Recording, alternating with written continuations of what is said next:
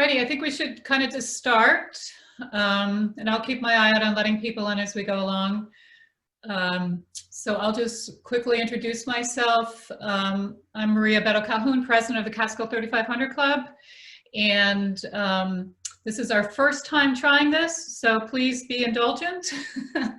We are recording this, and if it works out okay, we will also try to post it to give people kind of a way to gain the skills. I want to thank very much Tom and Laurie Rankin for agreeing to do this. They have hosted classes in person. They've never done it virtually, and obviously there's challenges that we're going to face and see how it works with trying to show things on cameras. And so this will be a test. To kind of give an idea, Laurie grew up in the Catskills. She has a long history, particularly with the fire towers, particularly in Balsam Lake Fire Tower. She has completed over 20 rounds of the Catskill 35, and she and Tom have hiked in the Northeast a lot, summer and winter. They're both winter 111ers, which is a big deal. It's very tough. She's a volunteer all over the Catskills and also in the Adirondacks.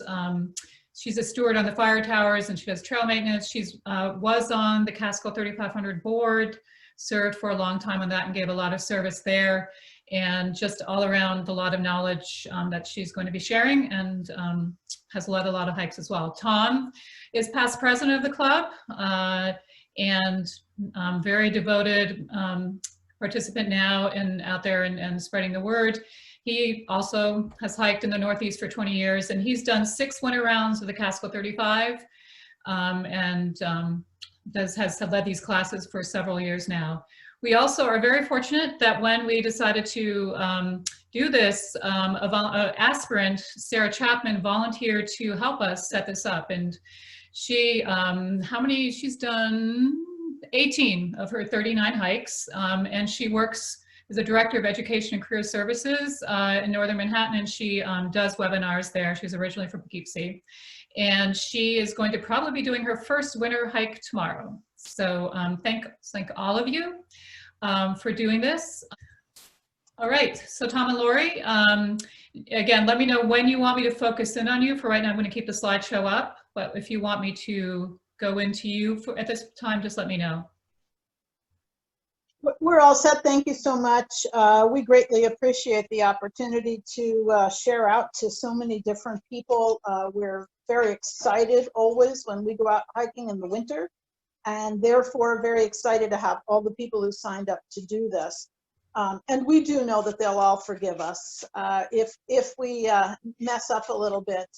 This is the 10th year that we have done this class, and we've always done it in person as a real show and tell, so that people can really see what the winter equipment looks like. They can put it on, we pass it around. And so trying to do it in this format is in fact been a bit of a challenge, but thanks to Maria and Sarah, we've got that going. We even used to have people bring their gear and we would answer their questions and critique it. So we hope to get back to that next year. Yes, we hope. So we want to start by saying that if Tom and I are going out hiking, we follow these same things.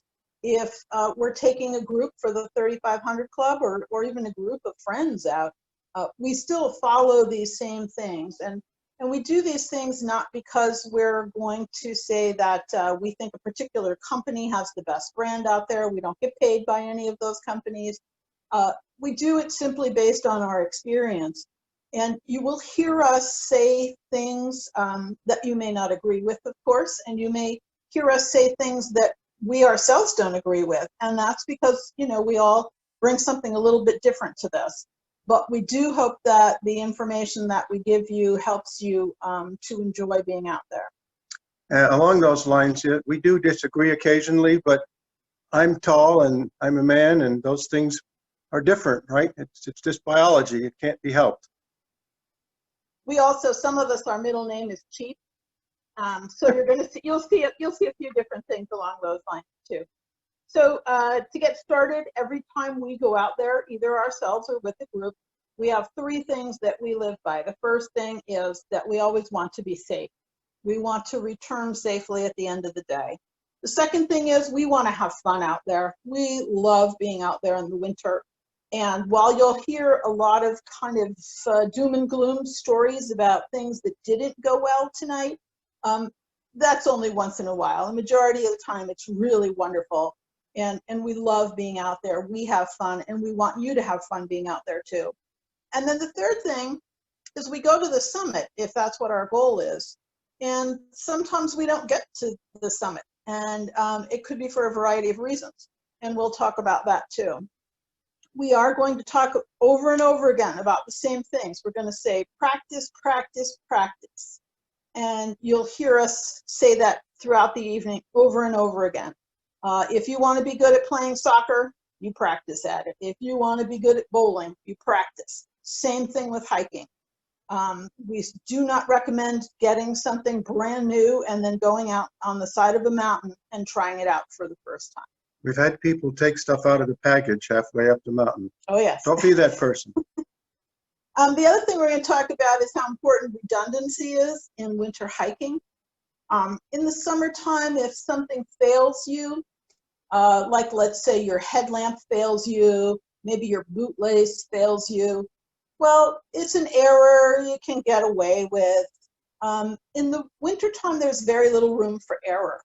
And to help prevent any possible error that may happen, you're going to hear us be recommending redundancy in a lot of your gear and equipment. We want you to have more than one pair of gloves, more than one headlamp, etc., that kind of thing. The other thing, if you want to, oh, you've already got the slide up for Hike Safe. Hike Safe is something that is called the Hiker Responsibility Code. It was developed in New Hampshire by New Hampshire Fish and Game. And it is a code that we follow during all of our hikes. The first code, I believe we have a slide on this, is that you should be prepared with knowledge and gear. And you're already doing that by attending this class today, so that's great. You should always be prepared and leave your plan with someone. Someone who's not going with you. And a backup plan. We're going to talk about that in detail shortly. To stay together. If you go as a group, you should stay together as a group. You should be prepared to turn back if you need to. You should be prepared for emergencies. And that means things like taking a first aid class or a map and compass class, which this class will not cover. And you should also be responsible for sharing this code with everybody else out there. I believe a lot of the hike leaders actually have a little card that looks like this that they can share with you. It has the 10 essentials on the back side of the card. We'll be sending out Laurie, information. I'm going to interrupt you for a second. You'll be sending something out to people afterwards, right, with this? Yes. So you don't have to take notes on this. I think that you'll get something in writing afterwards. And Laurie, can you show that card to the camera that is doing the demonstrations? There we go. I can, Thanks. except that it's going to have to be sideways. Like I said, we'll send that out. Yeah, these folks have an excellent website, which I strongly recommend everybody will take a look at. So we'll make sure you know about that. And the club is actually I guess you'd call them a co-sponsor of Hike Safe. Yeah. The other thing that we do is we also follow leave no trace principles. And those principles are very, very similar in many ways. Plan ahead and prepare. Same as Hike Safe, travel and camp on durable surface. Durable surfaces in the summer are very different than those durable surfaces in the winter at times. Disposing of your waste properly is also different in winter. Leave what you find out there. Minimize campfire impacts. We're not going to be making fires probably unless it's an emergency, but we'll talk about that. Respect wildlife and be considerate of others. One of the things that we kind of forget about when we're out in the woods in the winter time is we sort of forget that we are not the only users out there in the woods. At the beginning of winter, a lot of times we have hunters in the woods. And we strongly recommend that everybody thinks about getting themselves something for blaze orange, a hat or a vest that makes you very visible to hunters who are out there in the woods. Don't forget about your pack. Cover your pack up too. This vest that I use is really large. It goes right over my pack. If you have pet, you should also make sure that your pet has some blaze orange on them.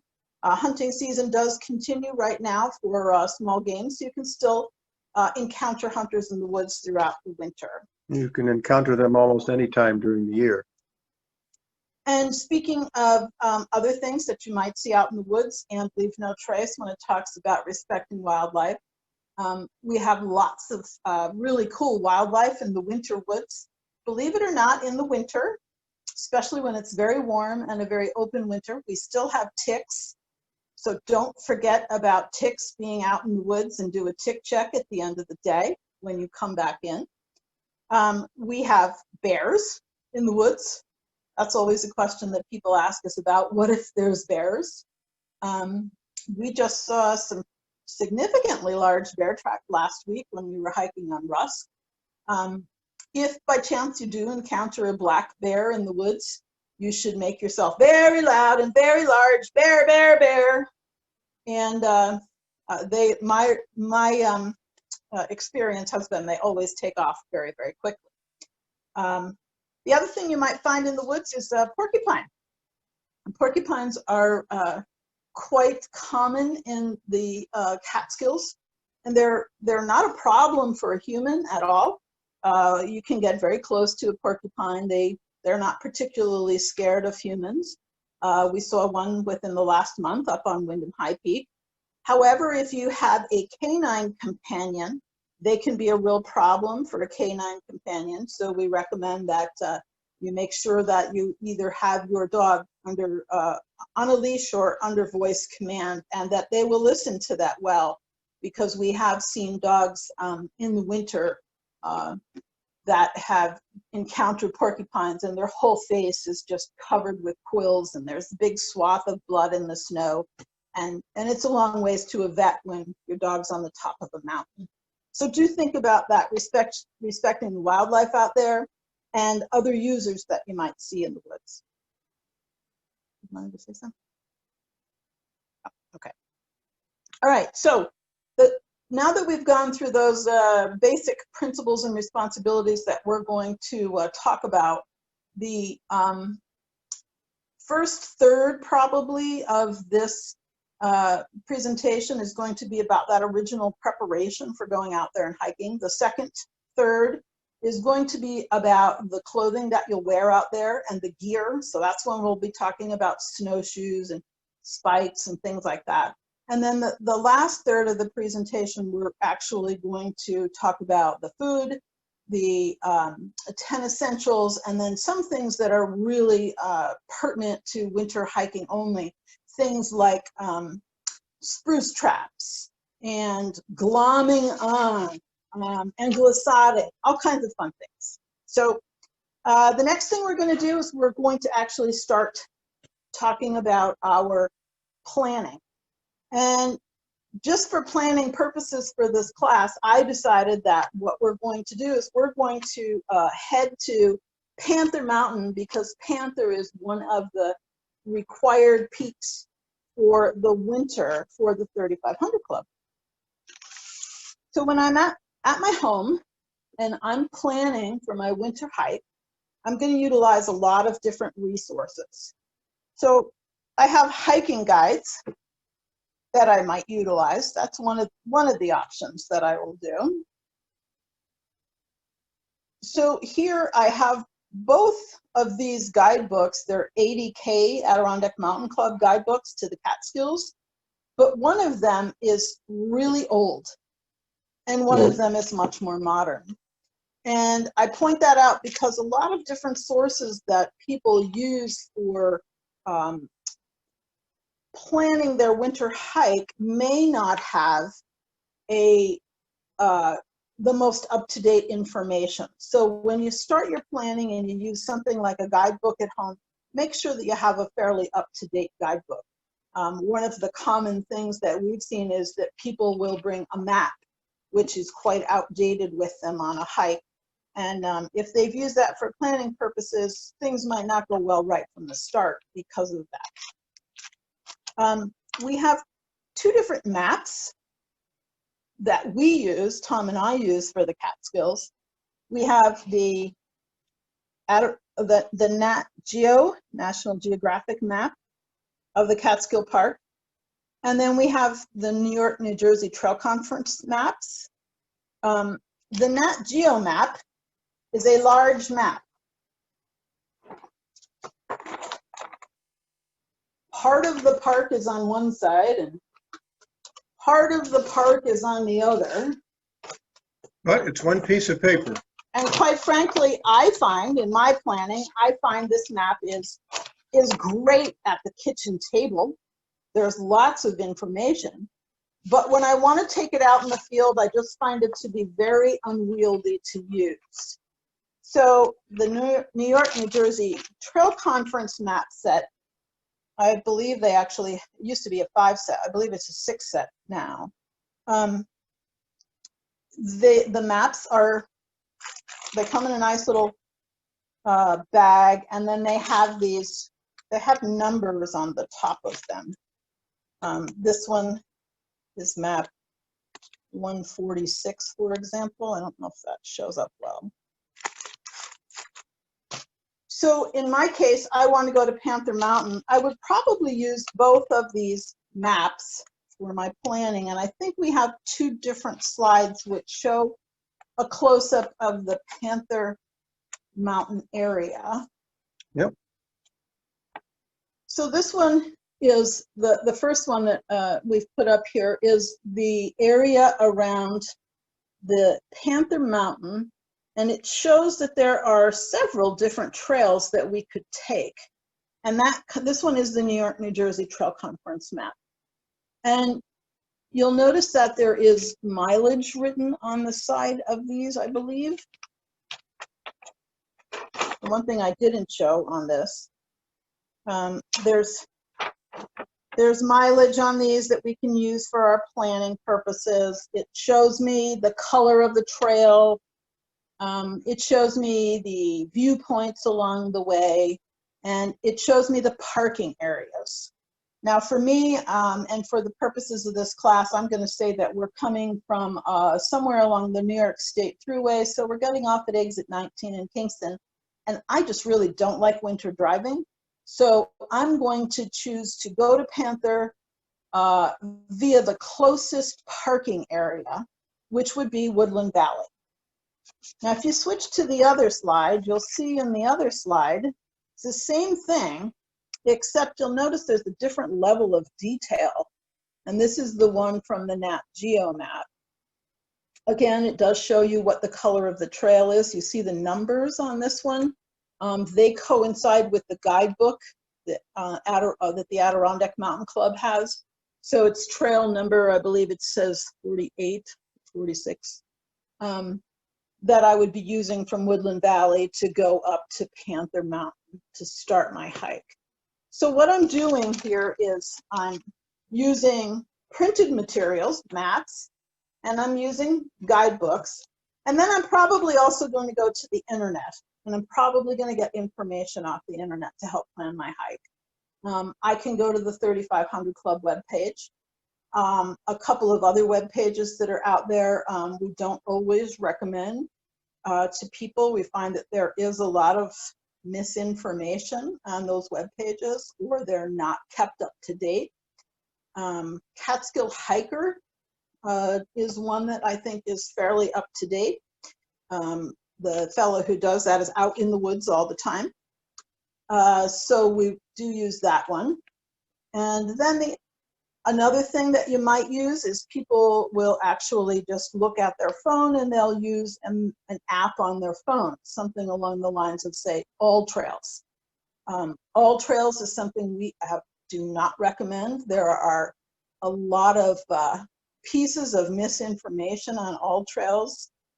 We are much more apt to use something like Backcountry Navigator. Avenza. Which has the trail conference maps as PDFs. Yep. And they can help us with our planning purposes. And then the other thing that happens a lot nowadays with planning purposes is that people will go to a Facebook group and they will begin to ask questions. But you get what you pay for on the internet, and Facebook is free. And oftentimes, again, I'm going to use Panther, for example. What you'll see for somebody who's doing some research at home and some planning, they may go on a Facebook group and they may say, I'm looking to go to Panther this weekend. Any advice? How's the trail conditions? What's the parking situation like? And they may get a lot of answers. And those answers may be coming from a person who's very experienced and has been there recently, or they could be coming from somebody who's very experienced but hasn't been there in 20 years, or they could be information that's coming from somebody who went there once in the middle of summer. And the thing that I always get a real charge out of, quite frankly, is that people will say, oh, it's really easy, it's just a short little hike, and they have no idea that the person who's planning has no idea, based on that information, if the hike is starting from Woodland Valley like they're planning on doing, or if in fact it might be starting from Fox Hollow, which is a longer hike. So again, put all those things together when you're planning, but take a lot of them with a grain of salt and weigh them carefully. We very strongly discourage people giving time estimates, because I have no idea if you're a marathon runner or if you're just starting out, if you're overweight or whatever. Times can vary by easily a factor of 3 or 4. So if someone says, oh, you can do Panther in 2 hours, your mileage may vary. Yes. However, for planning, it is important to have an idea of how long you're going to take to get from point A to point B. And the reason is, like they say in Hike Safe, you need to leave your plan with someone. And part of your plan it does include time estimation. So I believe the next slide has our plan written out from Woodland Valley. So this is just a sample, but let's say our plan is to arrive at the Woodland Valley trailhead at 8 in the morning. And then we've already determined the route of travel. We're going to take the yellow trail, which is called the Phoenicia East Branch Trail, and we're going to take that up to the junction of the Giant Ledge Panther Trail, and that's 2.75 miles. I did not include here in my trip planning the elevation gain, but you certainly should think about that and put that in there. And I've decided it's going to take 2 hours to get up to the junction. And then once I'm at the junction, I'm going to turn right on the blue trail, and it'll take me 2.5 miles to get to the summit of Panther from there. So I think that's going to be another 1.5 hours.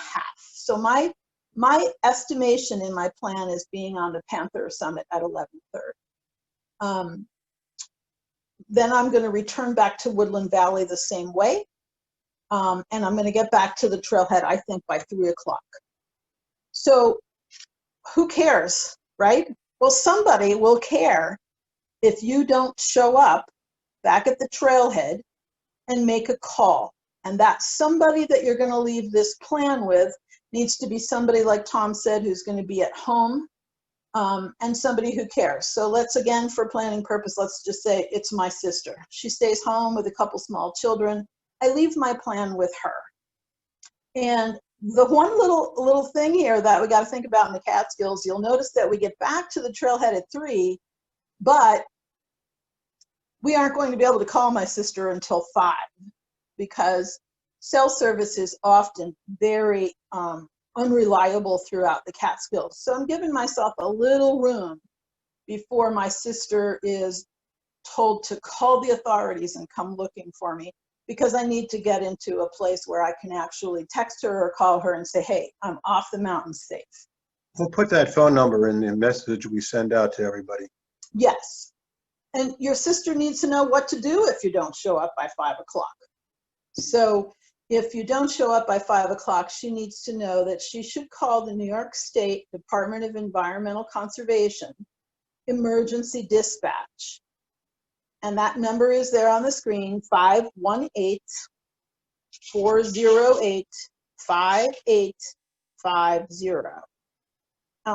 You can also direct her to call 911, but we strongly encourage and have been told by several forest rangers that it's best to use this telephone number. And the reason being, I use Cornell Mountain as an example.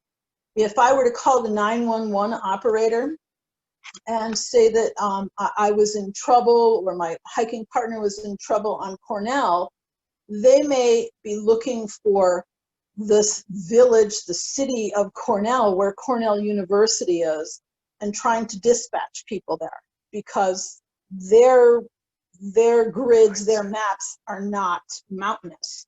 When you say Cornell to a New York State DEC emergency dispatcher, they have Cornell Mountain in there. They know where you're at, and they know you're in the middle of nowhere. So strongly encourage that you leave this number on your plan. But let's say you get to Woodland Valley Trailhead at 8 o'clock on the morning of your scheduled hike to go to Panther, and the parking lot's full. Well, what do? Do you can the hike? Well, yeah, probably it's best if you can the hike, because if you don't and you decide to park alongside the road, there's a lot of problems that can happen, and we'll talk about those in a few minutes. But basically what it means is you should have a plan B available. So maybe your plan B in the case of this is that you would tell your sister, if something happens and I can't go from the Woodland Valley Trailhead, my plan B is to go from Fox Hollow, and then you're going to write down this same sort of plan. So I hope this makes sense to everybody, and the importance of it is really special to winter, because in the summertime, if you end up on an unexpected night out in the woods or you're injured, that's one thing. But in the wintertime, if you're injured or you have an unexpected night in the woods, it could be deadly. So you want to make sure you have a plan that you've given thought to, and that you've left it with somebody who is reliable, who is at home, and who will know what to do in the event of an emergency because you left them that, and that you have a plan B. Any questions about that, Sarah? All right, we're good. Okay, so our arrival at the trailhead parking, we're going to back the bus up just a minute. We're going to talk about that. A lot of people just plug in a trailhead parking lot in their GPS in their car and they get there just fine. But in the wintertime, that might not be so easy, because there might be very slippery roads out there. The road conditions at your house may be totally different than the road conditions when you drive up over Slide Mountain Road or you drive up over Peekamoose Road. Might be following the plow. Well, that'd be great in some cases. Well, except that it goes about 15 miles an hour. Exactly. So I always say to people, wherever you're planning on going, if you can, check the weather for a few days ahead of time in that area. When I say check the weather, I mean check the weather in the local communities along the way, and you'll have a much better idea of what road conditions you're going to run into when you're going to the hike. In terms of preparing for the weather conditions that I'm going to see up on the mountain, I like to use something called Mountain Point Forecast, which comes from weather.gov. And Mountain Point Forecast actually has a map which includes several of the high peaks in the Catskills. And you can just set your cursor on one of those mountains, and you will see the mountain temperature, the wind speed and direction. You'll see what the moisture was. For example, I see that on top of Panther, we're supposed to have some pretty significant wind gusts going on tonight, and it's going to be pretty windy. I just want to say that aside from there being a weather station on Hunter Mountain, there's no other weather stations on any Catskill summits. So this is an extrapolation of weather stations on lowlands upward. So it's their best guess. Well, all weather forecasts are their best guess. There's no explicit data. Yeah. I think a lot of times they throw the dart and they miss, but you know, we gotta have something to work with. So the other thing that happens when it comes to the travel conditions to get to your hike is that a lot of times you will find that some of the roads you're expecting to go on may not even be open. We have several seasonal limited use roads in the Catskills. And we have a few that were flooded out recently. Yes, and I know the 3500 Club has been keeping everybody up to date on that. So go to the 3500 Club website and their Facebook page, and you'll see a post about that. But there are some roads that are not kept open, which have major trailheads at them. For example, Blackhead. And so that road right now, we've had kind of a quiet winter. But if you were to back up to just before winter when we had 30 inches of snow, it's important to know they are not going to plow certain roads. They're not kept open. Some of them are actually gated, and some of them actually have concrete barriers, and others, well, some people take their chances. We've seen a lot of tow trucks, and we've helped shovel people out of some of these roads. So be aware of that. I've heard that a tow truck will charge you several $100s if they're even willing to come and pull you out of places. So to make sure that we can get in and out of a parking space carefully, we have a couple things that are always in our car. One of them is the New York State Atlas and Gazetteer, because sometimes we lose our satellite signal in the mountains. We always have some ice melt in the car. We always have a shovel in the car, and we have shoveled ourselves in and out of many trailheads in order to be able to get a place to park. We also drive with winter tires on. So we're usually good with getting in and out of a parking area. On the 3500 Club website, under resources, I believe, is a list of what parking lots are plowed by New York State DEC and what parking lots are plowed by local municipalities. And that's really good information to have in your trip planning. The reason is that New York State DEC does not have the resources to have somebody out there plowing 24/7.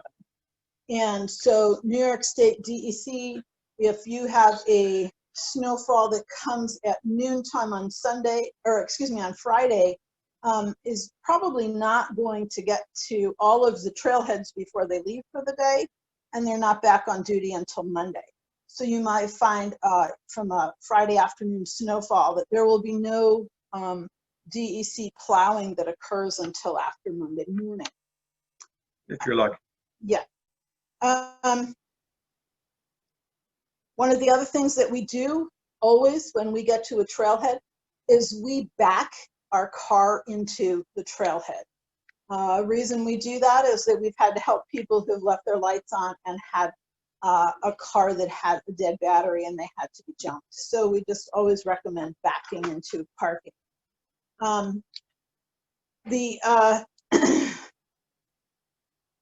Well, I have a funny story to tell about backing into a parking area, and that was that I did go to Panther Mountain one time in the winter. I like to use that as an example. That Panther Mountain County Route 47 parking area is not very large, and once the snowbanks start to build up, it gets smaller and smaller. So there was about 7 cars parked in there, and there was a person still standing by their car when we pulled up, and they hadn't parked really like very close together. So I asked if they could possibly pull their car up and get in a little closer so there was room for us to park. And they very kindly did that.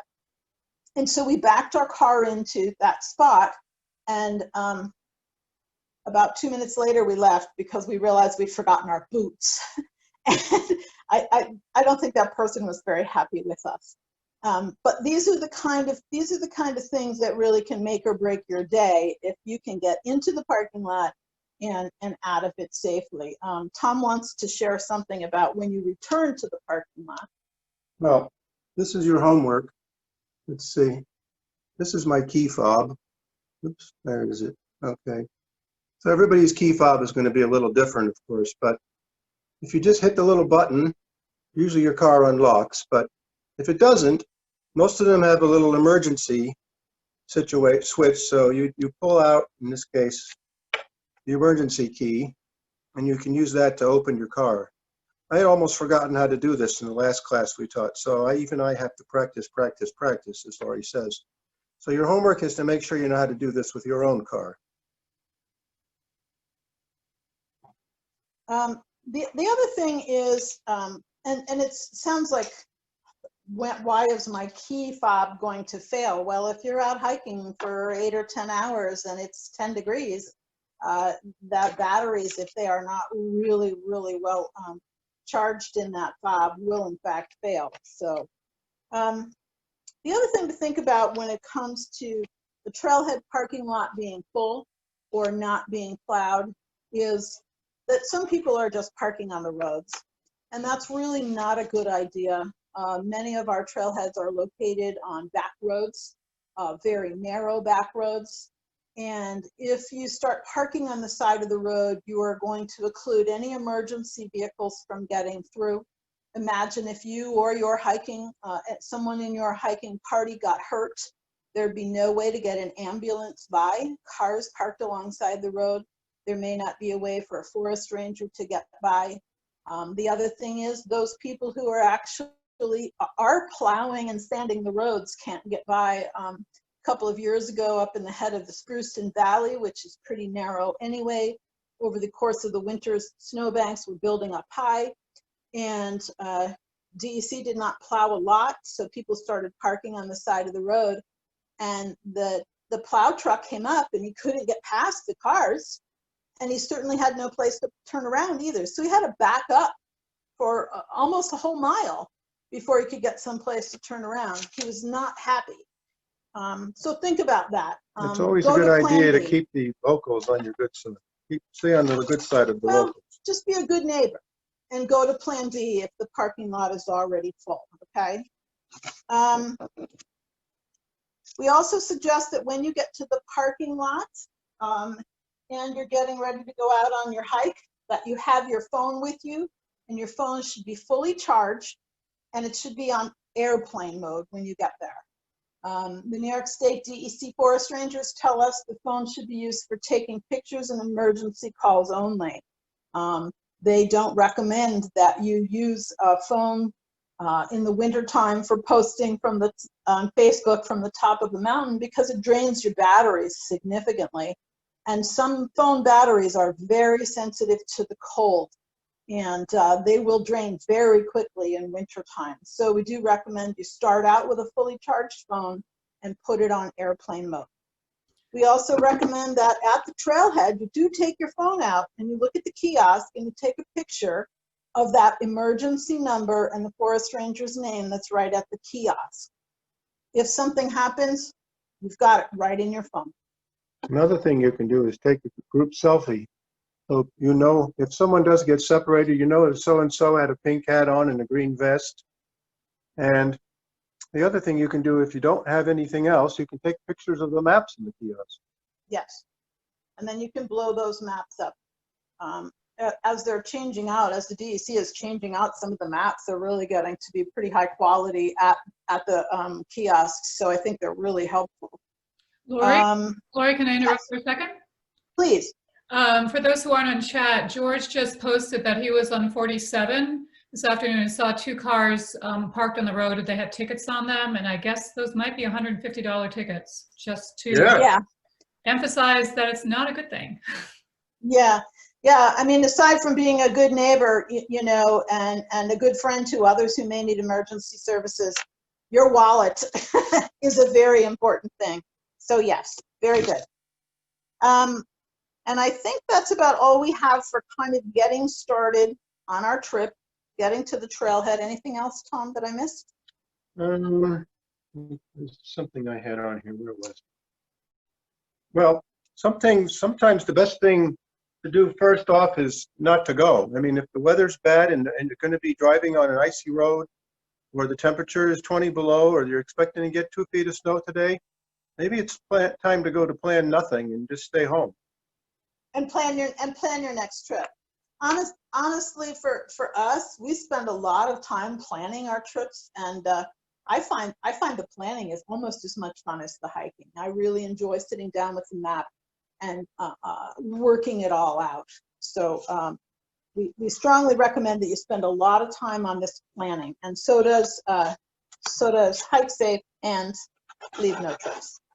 Oh, I also wanted to say that if we say the hike starts at 8, that means that you're fully dressed, you've got your car locked, you've got your micro spikes on or your snowshoes or whatever, and you're ready to actually start hiking at 8 o'clock. That doesn't mean show up at 8 o'clock and take a coffee break and slowly get ready and wait and let everybody else be freezing until 8:30 when you're ready to go.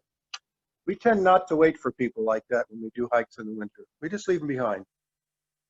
That's a good point. I mean, in the summertime, if not somebody hasn't shown up on time and all the rest of the group is there, we can sit around and we can shoot the breeze and everybody's comfortable.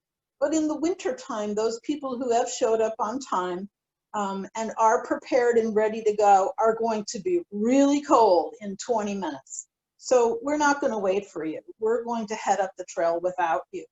And it is something that when you're planning a hike, either with the 3500 Club or with a group of friends, you really want to make sure that you do talk about, is 8 a.m. the start time, boots on the trail? Or is 8 a.m. meet at the parking lot so that you can have your boots on the trail at 8:15? Something else to think about in your planning.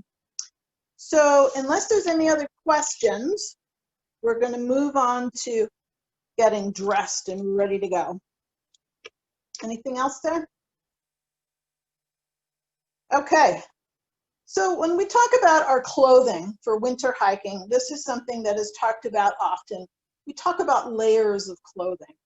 And we generally talk about that first layer of clothing that's closest to your body is a wicking layer of clothing, which simply means that wicks the moisture away from your body.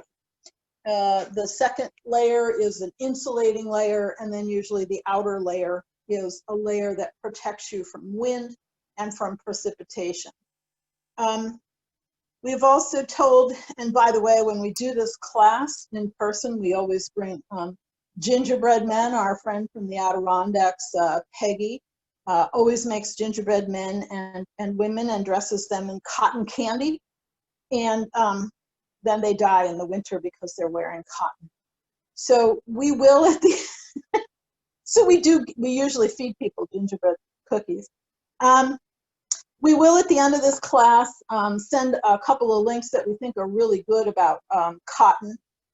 But in a nutshell, when we do this class, we usually bring a half cup of water.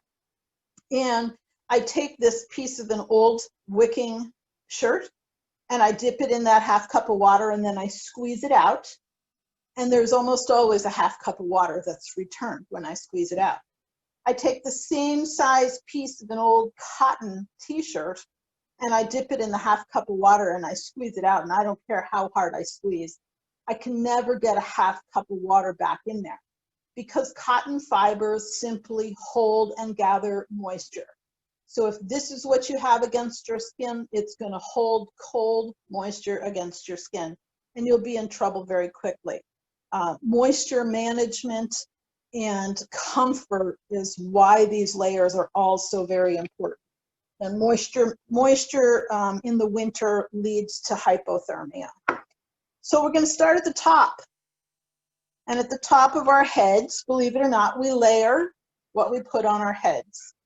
So we're going to start out with one possibility, which is just a simple ear band. And I find that as I shed layers and warm up, an ear band is often all I need. You need to sometimes cover your entire face. I like to wear a very thin silk balaclava. It's very, very thin. If it does get moisture, like on the front of it from my breath, I can warm it back up and thaw it out on a cold day. I have a really cool buff from Leave No Trace here, which it comes in handy during COVID, but also is a good thing to wear. You can pull that up over your face as well. I do have my favorite New England Patriots hat, which goes over top of everything for Patriots.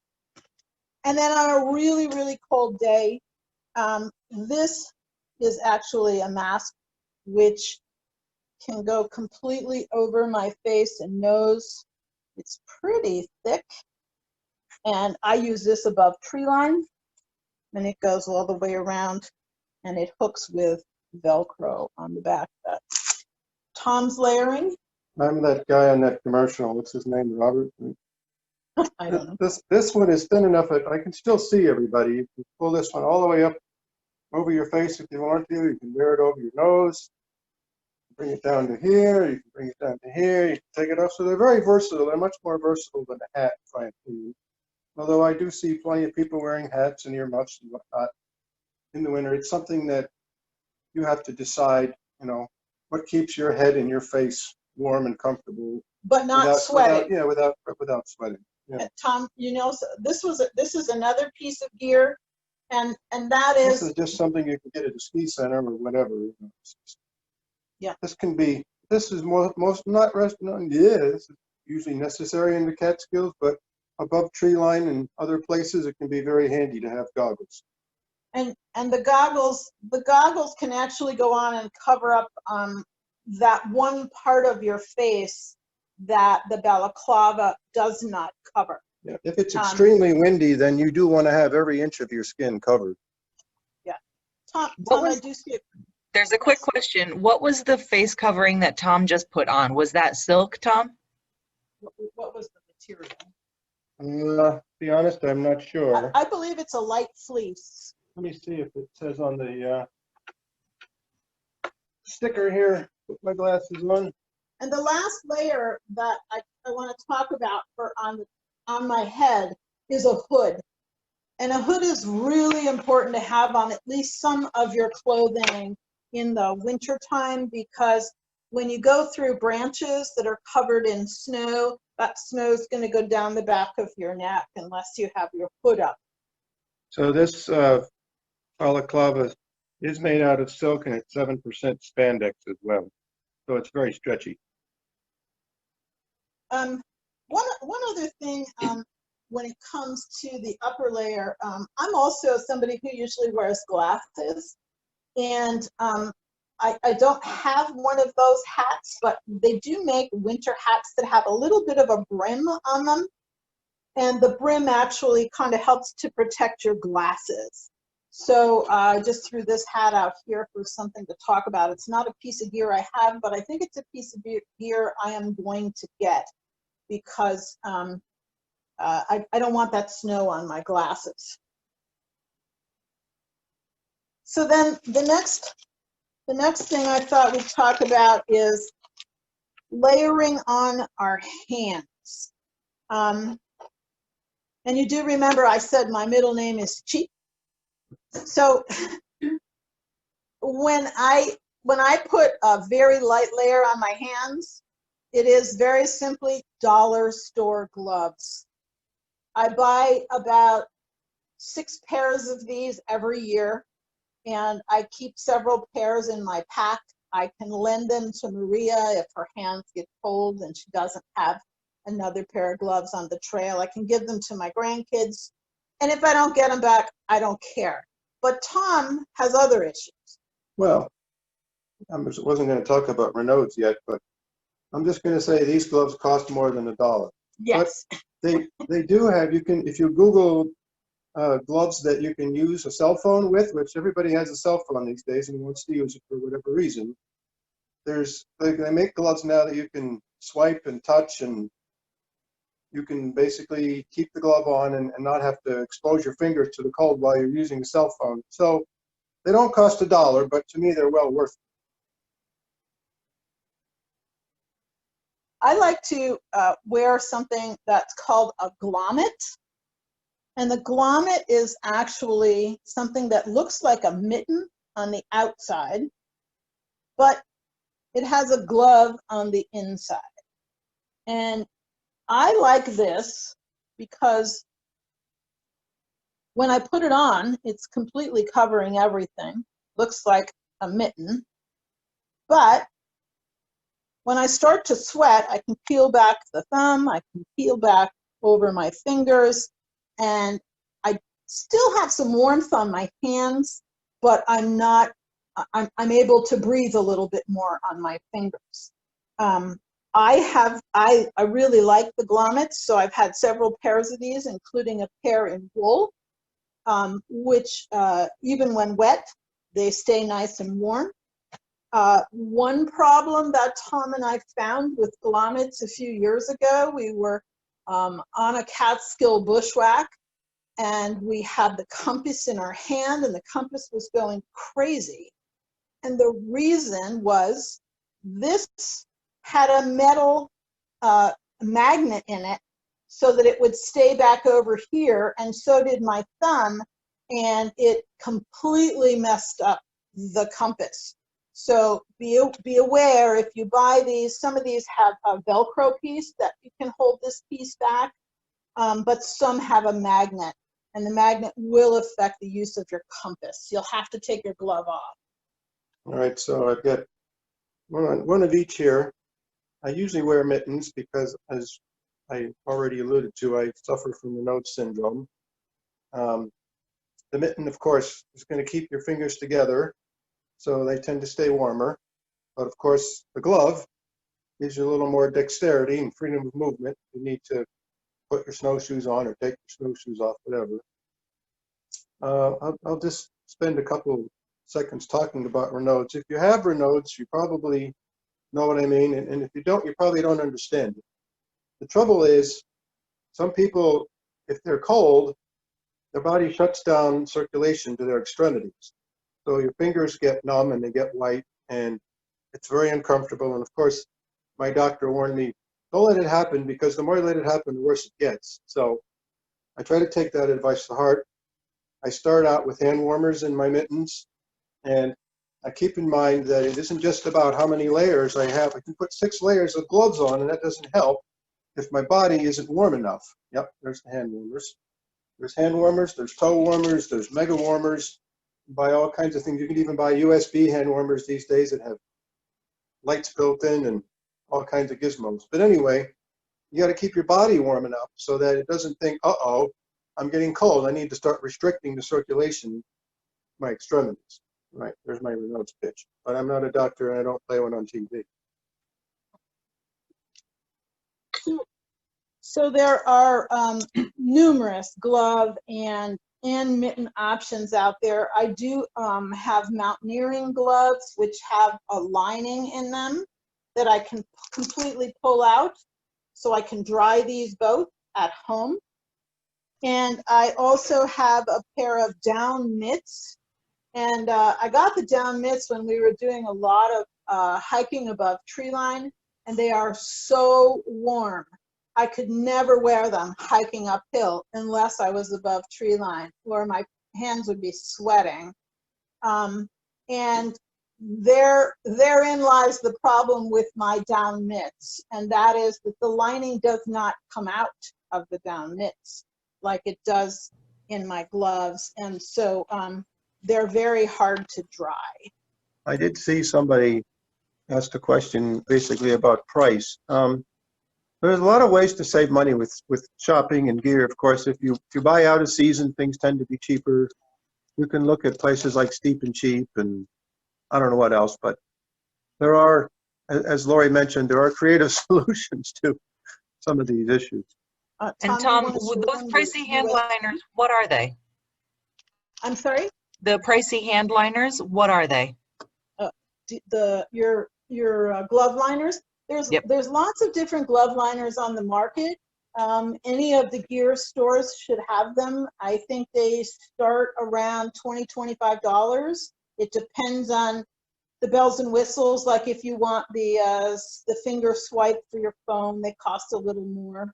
And I wanted to talk just a little bit more about the hand warmers. One of the things with the hand warmers is, and I don't know if this is going to be close enough to see, there is an expiration date on the hand warmer. They're usually good for a couple of years, but just make sure you're not buying one that's too cheap for a bad reason. Yeah, if you buy the older ones, they either will not activate or they'll only stay warm for maybe an hour. If you're not buying them online, if you can touch them, if they're hard and chunky, then they're shot. Yeah. And Tom has the USB hand warmers he mentioned. Okay.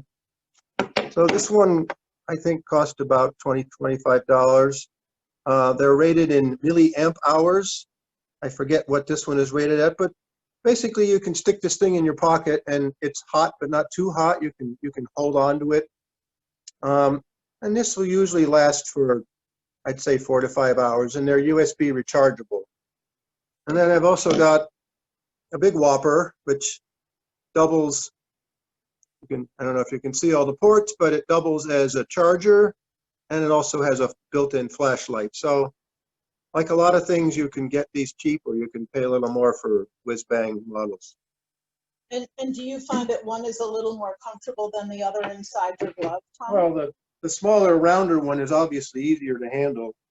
The other one almost weighs a little too much to be a hand warmer type of thing, but it does put out more heat. So it's a plan B. It's a redundancy.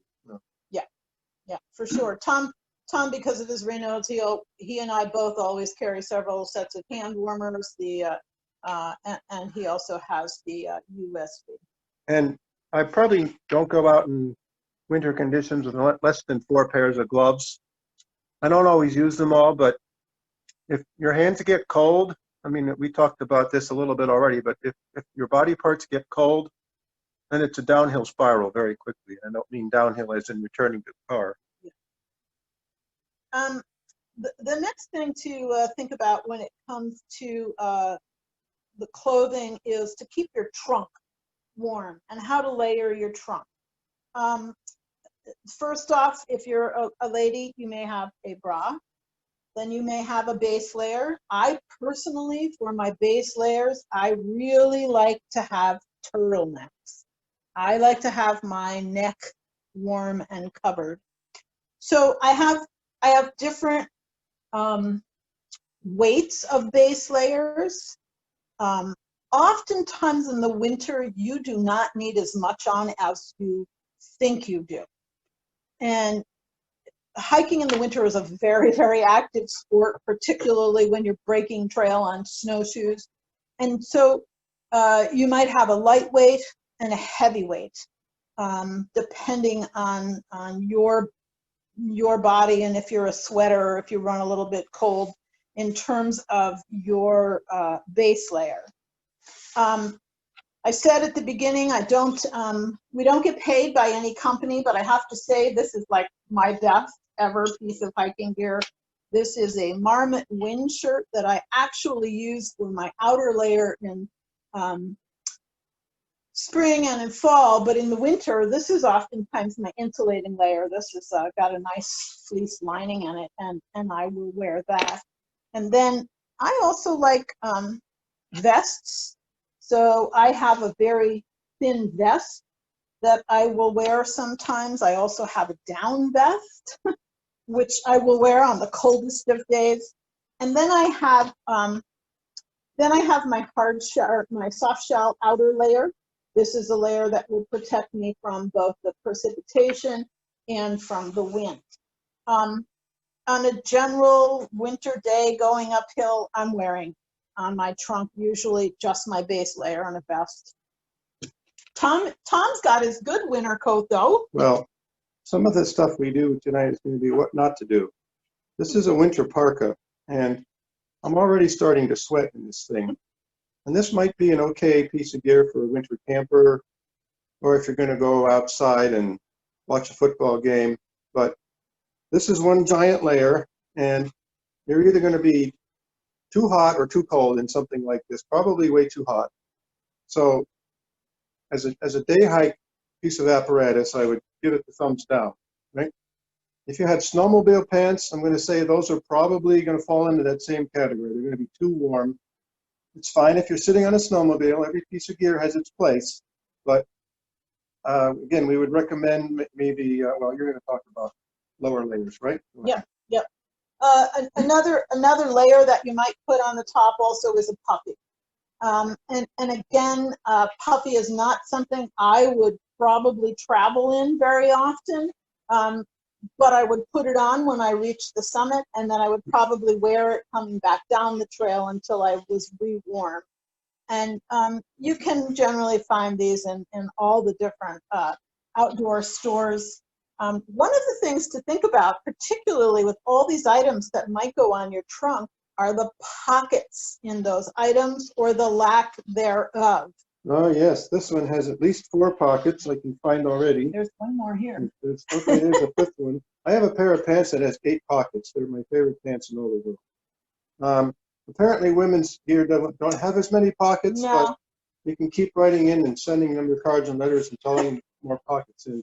Yes. A puffy, in case you're not aware, is something with, I guess, a lot of down in it. Is that? Yeah. These things pack down to almost nothing, but they will warm you up quickly. Very good piece of gear to have in the winter. Yep. Aside from the pockets and making sure you have some pockets, one of the other things that we recommend is that you put just one item in each of your pockets. So for example, if in your front right-hand pocket is where you're going to keep your phone, then that's where you should always keep your phone. Because what if you put your gloves in there and you took your hat off and you put it in there, and then when you took your hat out, you accidentally dropped your phone. You might not see your phone ever again. Drops Right. into deep snow. So dedicating each pocket to one piece of gear so that something else doesn't accidentally fall out while you're using it is important. And then here's one other feature for those items that go on my trunk. I find that some of the gear comes with the thumb hole on the sleeve, and I really like this feature. It helps to keep the wrists warm, to keep the snow and the wind out. So that's something else I happen to prefer. Before we leave upper layers, this is a soft shell jacket. Laurie got me this as a Christmas present, and apparently it wasn't cheap. But this is one of my favorite pieces of gear. This will keep you warm, and it is relatively breathable. I'm not going to say it's waterproof, but it's water resistant. I mean, if it was raining hard, I wouldn't be wearing this, but if there was snow falling, or if there's a little bit of snow that's going to slough off the tree, you can, you know, give it an arm check, and a little bit of snow can be brushed right off of this kind of garment. It does have the 2 inner pockets and the 2 outer pockets. And this is where I keep my phone, right here next to my chest, so it stays on longer, hopefully. This doesn't have pit zips, but I was going to mention there's ways to vent with and change how warm you feel without taking any clothes off, right? You can adjust your balaclava, you can adjust your gloves, you can unzip something if it has a zipper, you can undo pit zips if that's the case, and we'll talk more about lower layers when we get to that. Yeah, the other thing for all of these different layers of clothing is that we have another layer with us in the winter, because if anything gets moist, it really should be changed. That moisture management is super. It's really, really key. I recently told someone, bring one more layer than you think you could possibly ever need. Yeah. My base, I have several different base layers that I can put on the bottom half of my body. I find that I just wear for myself a pair of fleece pants, and then I have my outside layer. My outside layer of pants has several features which I think are extremely important. The first feature on them is that they zip up the side. They also zip up the side from the bottom. The zipper will unzip all the way. I can kind of like a diaper. Yeah, I can literally take them off with my snowshoes on, for example. And I find that's extremely important. They clasp across the waistband with 2 different Velcro strips on them. And I can also vent when, like Tom was just talking about the venting, I can just open the sides of these up. Yep, And as much as you want, all the way up or all and the way down. And I can vent. They are quite slippery. So if I want to do some glissading, they're really fun for that, glissading being sliding downhill. However, if it's really slippery conditions and I do not want to glissade, they can actually be a problem, because if I slip and fall, I will slide far. And then I do have another pair, which is actually a lined soft shell pair of pants. And they actually are lined with a small fleece lining. I probably only wear these pants when it's below 10 degrees outside, because they are extremely warm, and I'll have problems with moisture management otherwise. As you might have noticed, I've changed pants, fortunately off camera. This is yet another example of soft shell material. And once again, it has 4 pockets, I think. Yep. Everybody has to find what they're comfortable with for clothing. I mean, when Laurie said 10 degrees, that might work for you, that might not. You might find you're fine going down to lower temperatures. You might find just the opposite. Something we'll probably talk about this, but we can always say it again. We recommend you work up to winter hiking, that you don't just jump right in when it's 10 below 0 and go out and try to break trail. I mean, you can do that, but you might find that you may need to fine tune your gear quite a bit after a hike like that. It's important to build up to it aerobically too. Neither one of us lift weights, but we are definitely, I have ankle weights that I wear in the fall to kind of get ready for winter hiking.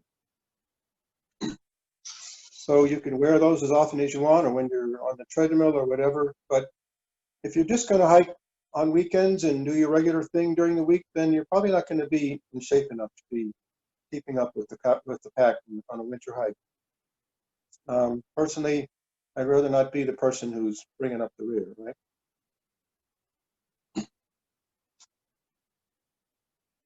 On the other hand, the wintertime hike should always go at the pace of the slowest person. And there's a reason for that. But you don't want that person to be exhausted. No, we don't want that person to be exhausted. We want them to stay within their comfort zone. And other people on the hike should be able to stay at that same level by adding a simple layer and maintaining that same pace. If people try to keep up with the fastest person on a hike, then you're going to have people who are going to run into issues with fatigue, with moisture management, and pretty soon you're going to have a real mess on your hands. So we always say you should proceed at the pace of the slowest hiker. And you know, today that hiker might be me, today it might be you. Who knows? But it's not. There are some people who go out there for time, and that's great if that's what they want to do. But on a general winter hike, we don't try to be speed demons out there. Speaking of that, that was something that I didn't mention early on when we were planning our hike. In winter, of course, daylight hours are very, very short. And so we oftentimes do plan to start a hike earlier than we might in the summertime. We have had some hike participants who were groaned a little bit when we said boots on the trail by 8 o'clock. They were like, yeah, but I got to drive 2 hours. And 4 hours. Yeah, and we understand that. We get that. But we also, sometimes, depending upon the length of the hike that we're doing, we need daylight hours. And sometimes we actually will start in the dark, and we will start under headlamp. I like to start a hike under headlamp in the dark because we are well rested, presumably, and we are fresh. So we can more safely traverse in the dark. If we come back in the dark at the end of the day, we're more apt to be fatigued. And there could be a fatigue factor that when the shadows of hiking by headlamp may cause some issues. So do pay attention when you're doing your hike planning to the daylight hours, the number of daylight hours, and when sunrise and sunset is. And now I need just a quick minute to move some gear over to the table so we can talk about our feet. Tom, if you want to start talking about socks, I'll move some more gear over, please.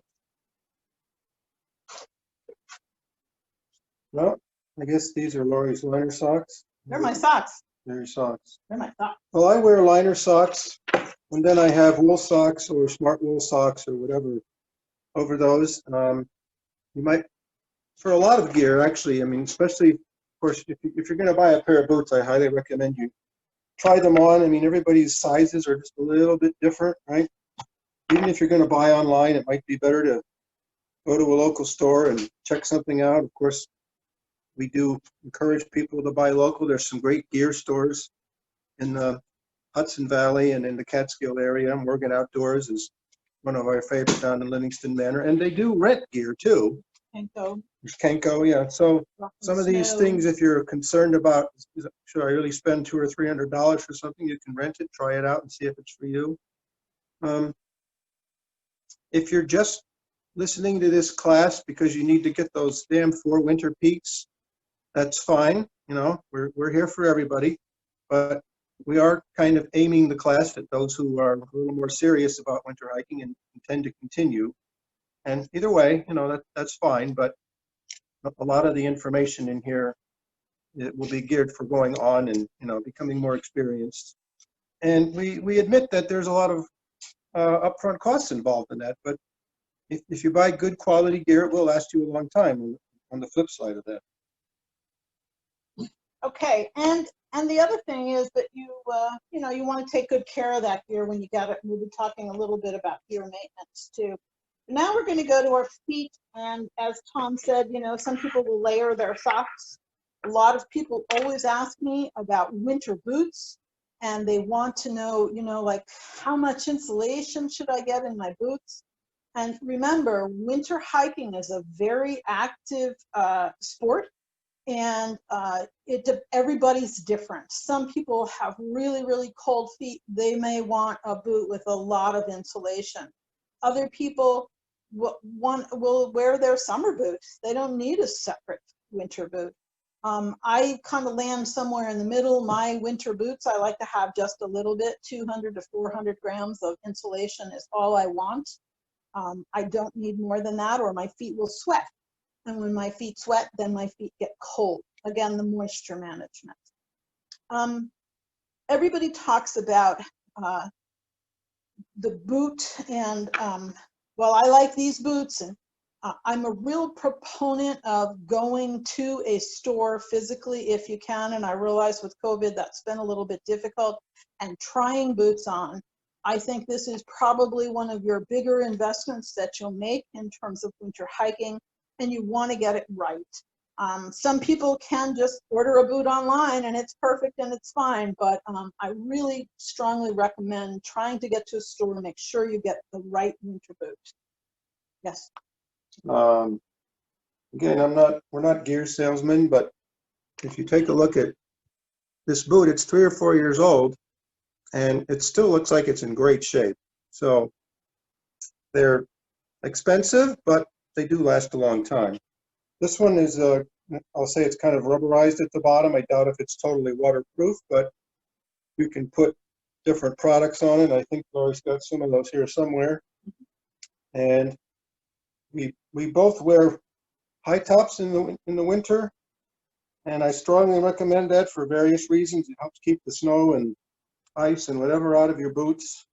Gives you a little more ankle support. But if you see me in the summer, I'll be wearing very low-cut boots. You can also see that there's 2 different heights of boots here. This is my preference actually in winter. I like to keep my calves warm. People talk about traction devices. Traction devices are used to help you move around out there on slippery, icy, hard-packed snow surfaces. And some people will pick products that are sold to them as ice grippers or as creepers. And we're hoping that our demonstrations are going to show you some of the differences. Now, this is what they call a creeper, and it is a rubberized piece that goes around your boot. And if you can't see, the spikes are only the about size of these spikes are, yeah. Go ahead. Spikes are only about 2 or 3 millimeters long, if you can't tell. They're very, very small. And they're not very sharp. So we recommend those for going out to the mailbox. You know, if you got to shovel the driveway, it's not a bad product at all. But if you want to go out and hike, we recommend something different. Now, this is what's called the Catula microspike. And the Catula microspike, it comes in various sizes. You want to make sure that you get the appropriate size. And again, it's a rubberized piece that goes over your boot. You'll notice the front of it has a straight bar that goes over the front, so you'll always know this is the front. And then in the back, there's a tab that comes all the way up on the heel. You can see this one's had a hard life. Now, these are my old micro spikes, but you can also see when I put this down here by the camera, I hope you can see the size of this. And these have definitely been worn down. Which they are came very much sharper. worn, is certainly much, much better than what I just showed you.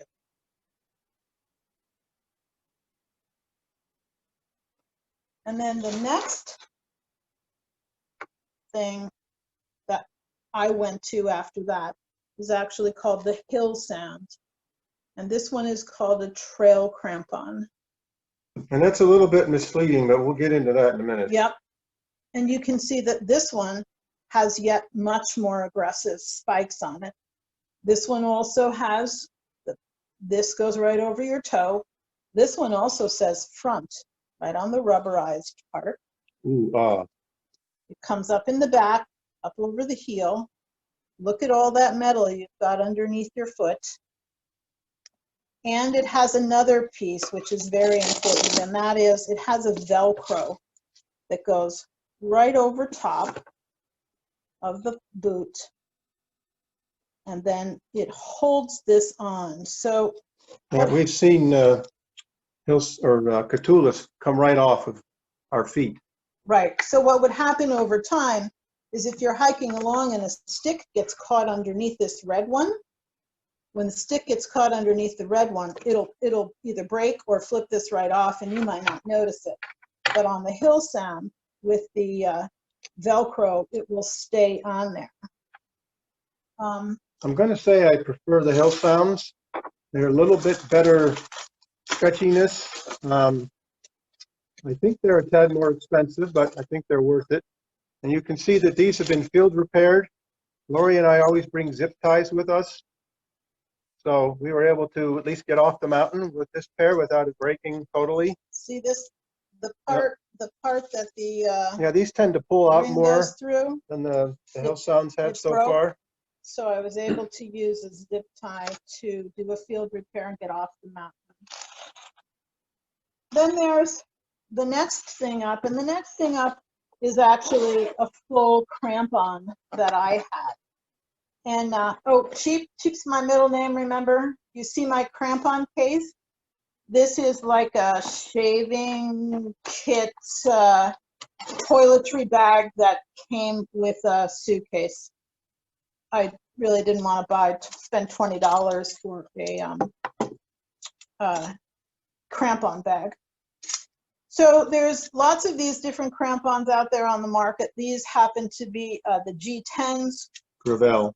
Which means that they have 10 points of contact on them. You'll notice how I stored these in my case. I stored them points together. These do have front points, which I really don't need, but they came with it. So extremely sharp when they're new. Yeah, I keep those there. A lot of people talk about needing to have a hard plastic boot for a crampon.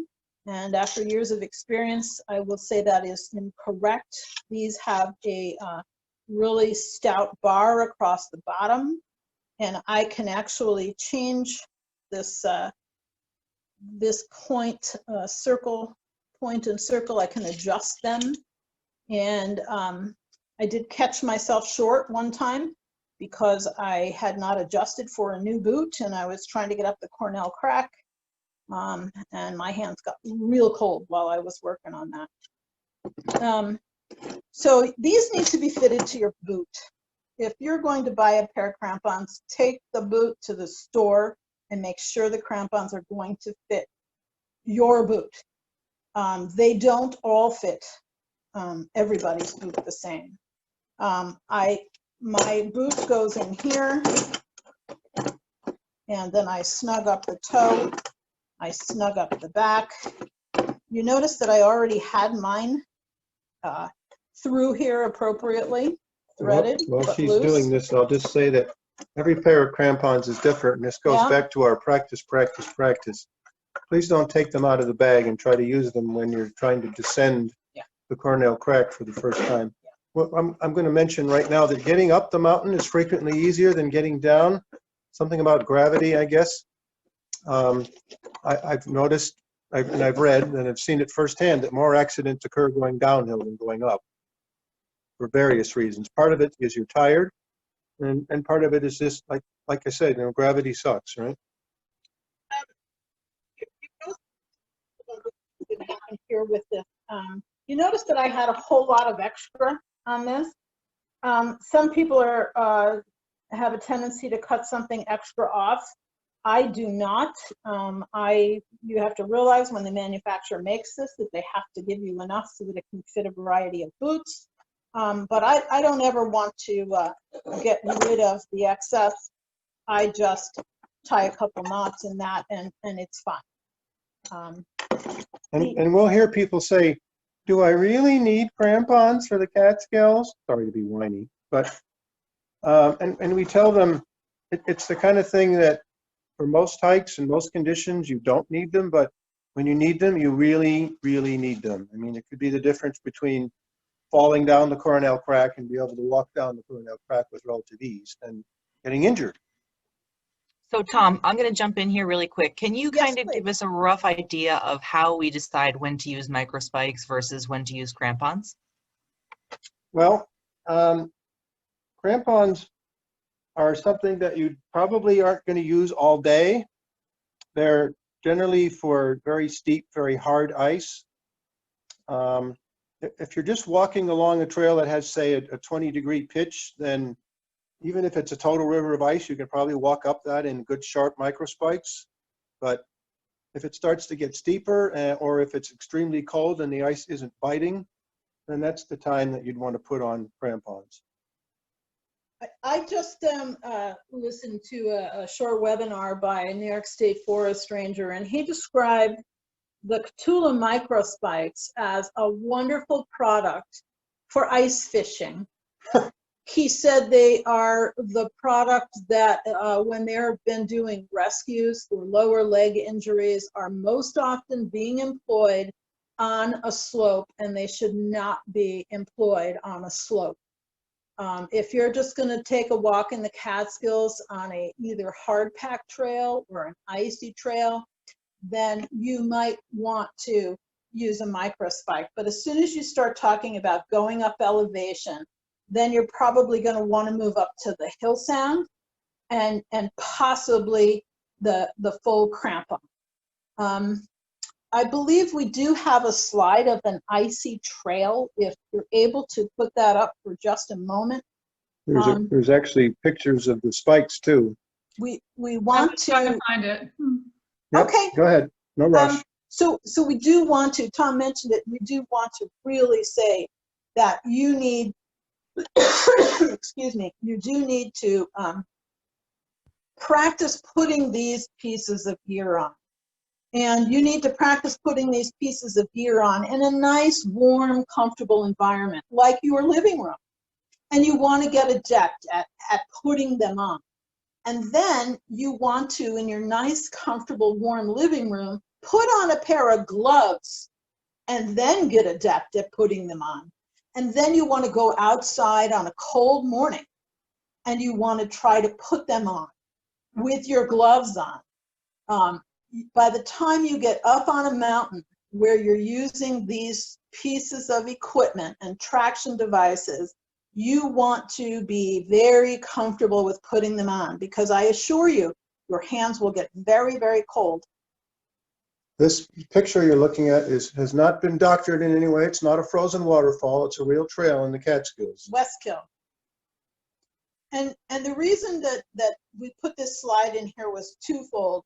Number one, when we talk about leave no trace and hiking on durable surfaces, this ice is the durable surface in the winter time. And this ice is where you want to be. It's where you want to go. I cringe when I hear people saying, well, there was a little ice and I went around it. There was a little ice and it was avoidable. You should stay on the ice if the ice is on the trail, and you should have the proper traction gear to stay on that ice. That's the durable surface.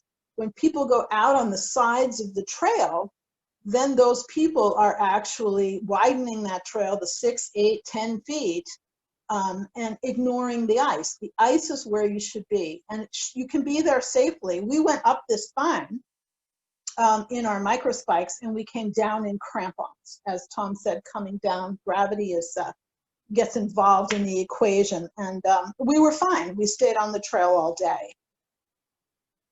Laurie, there is a clarifying question. You Yes. said that you might use micro spikes, and then if it gets worse, you might use hill sounds, and then after that, you might use crampons. So are hill sounds somewhere between a micro spike and a crampon? Yes, they are. Let me see if we can go back to just the camera, close-up camera. We'll That's see what if we're we can actually line these up and show the difference.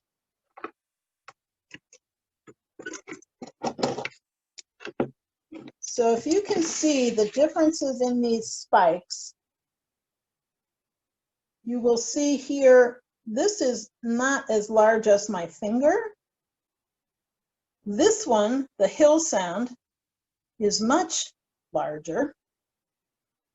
And then you've got this, the full crampon. It's also how sharp they're made too. Which is like 2 fingers. Does that help to clarify the differences a little bit? Yeah. Would hillsides still or hill sounds still be considered a crampon? I mean, sorry, a micro spike? A microspike is a trade name. Catula makes what they call a microspike, and Hillsound makes what they call a trail crampon. Those are just names. Yeah, they're names they gave to them, really. If you probably aren't going to buy both products. I mean, we happen to have both here for display, but I mean, if you really wanted a recommendation, I'd say get the Hillsounds. I do not carry both with me once. This is what I do. In the Catskill woods in October, we begin to get ice, and I will put the Hill Sounds in my pack. They weigh very, very little to have in your pack. At some point, depending upon the weather, sometime by December, I am putting the crampon in my pack. And then I have those 2 choices, markedly different choices. But again, the crampons really don't weigh that much, and I just kind of add one thing to the pack. And then depending again on snow cover, I would also have my snowshoe with me. It really is an individual choice here in the Catskills and the Adirondacks. They do have a regulation for snowshoe use, which says when the snow depth is 8 inches or greater, you need to have a snowshoe on, and they're changing that to 12 inches. In the Adirondacks. That's what I said. No, you didn't. Oh, I'm sorry if I didn't. In the Adirondacks, that qualification or regulation is there. But the thing that you want to avoid is you want to avoid utilizing any tool which is A, going to make you unsafe, because remember, we want to be safe out there, and B, that might make it unsafe for others because we want to be considerate of others. And there's this thing called post holing we'll get to in the last half an hour. Okay, any other questions, or can I jump to snowshoes, Sarah? We can continue. For those of you who are asking questions that I'm not jumping in with, remember, I'm just keeping an ongoing list of things to ask Laurie and Tom at the end. Thank you. Okay, so snowshoes. Tom and I have for years used an MSR snowshoe. There are many other snowshoes out there. This just happens to be what we want to use and are very happy with. All of your snowshoes, though, no matter what the brand, Atlas, Tubbs, MSRs, are all going to have certain things that are similar. All of them are going to have some kind of a binding. It binds your boot to the snowshoe.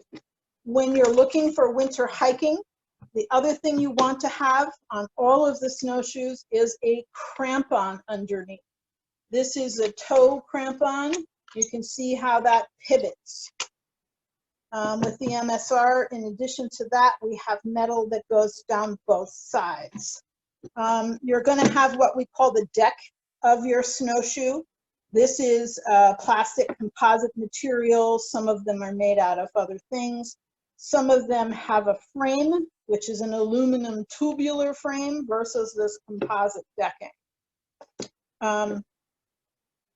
The other thing that is a feature on these snowshoes, which we like very much, is called the heel lifter. That's this piece here.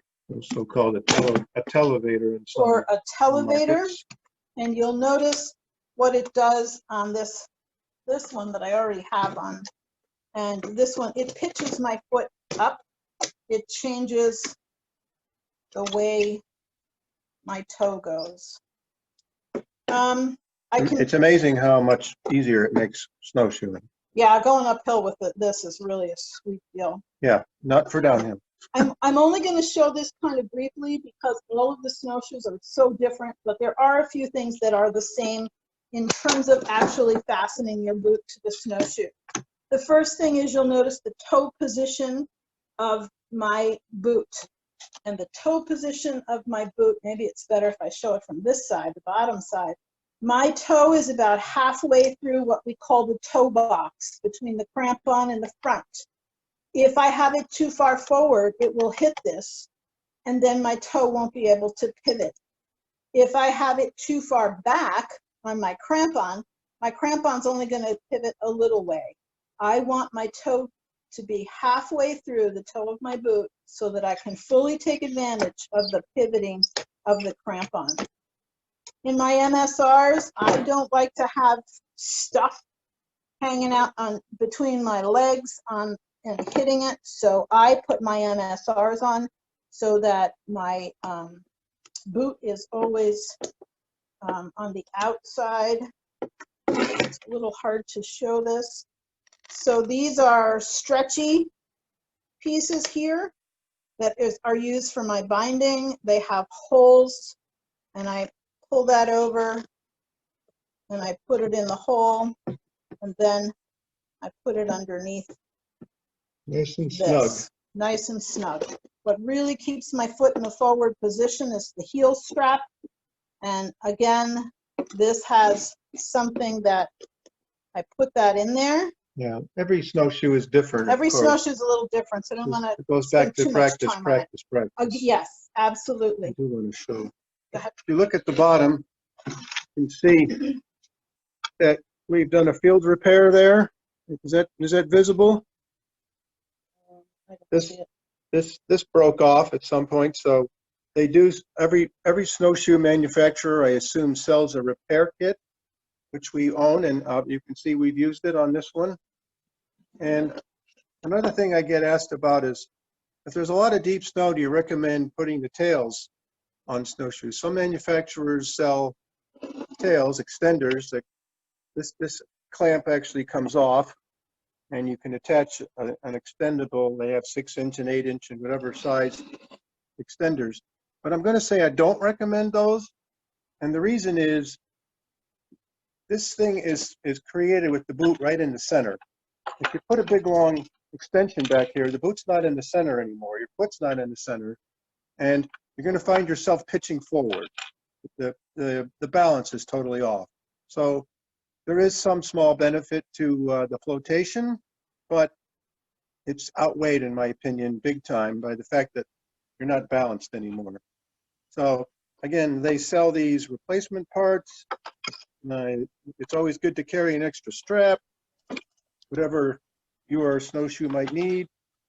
And I don't know if you can see all the parts, but again, most places most manufacturers sell a repair kit, and I usually have this multi-tool in my pack. Usually doesn't get used, but once in a great while, something like this can be useful for making repairs to a snowshoe. Now, Lori, really quick, Lori, again? the shoes that you have in your snowshoe, the boots, is it, if I remember right, you said that you can use a regular hiking boot in those, or you can use something that's more suitable for snowshoes. Is there anything specific that has to go into the snowshoe? No, no. Your regular hiking boot will be fine. Good question. They do sell what is it? I forget the name of them, but there are mountaineering boots that are hard plastic, so there's no give at the bottom, and then there's some hiking boots that have steel shanks too. But most people would want a more flexible boot. So, and that kind of boot works fine in the snowshoe or in a crampon.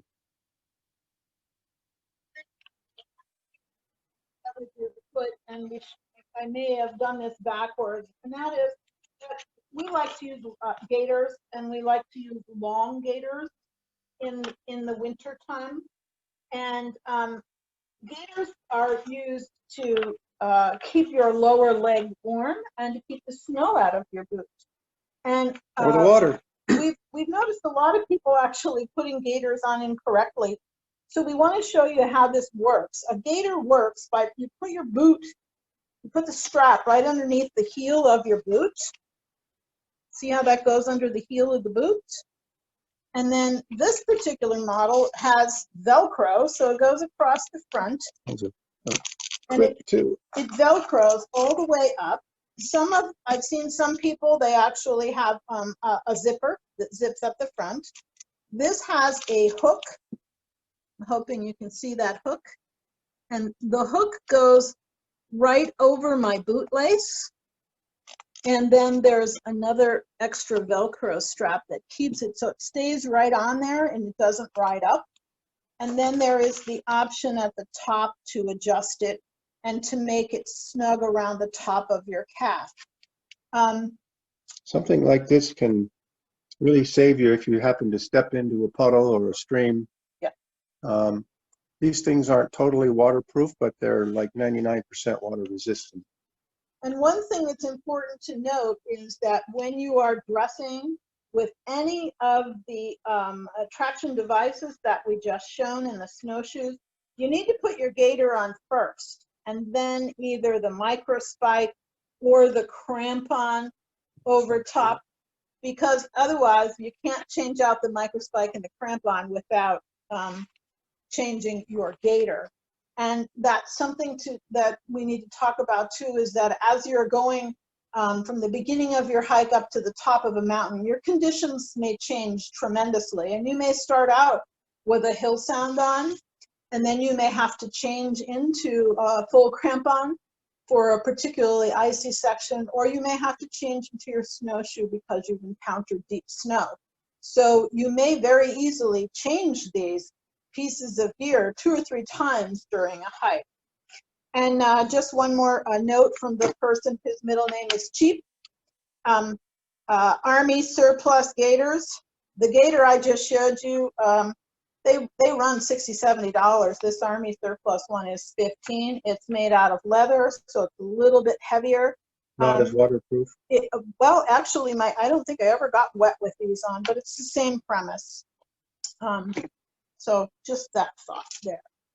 I think that covers, unless we have questions, that does cover that section on gear and clothing.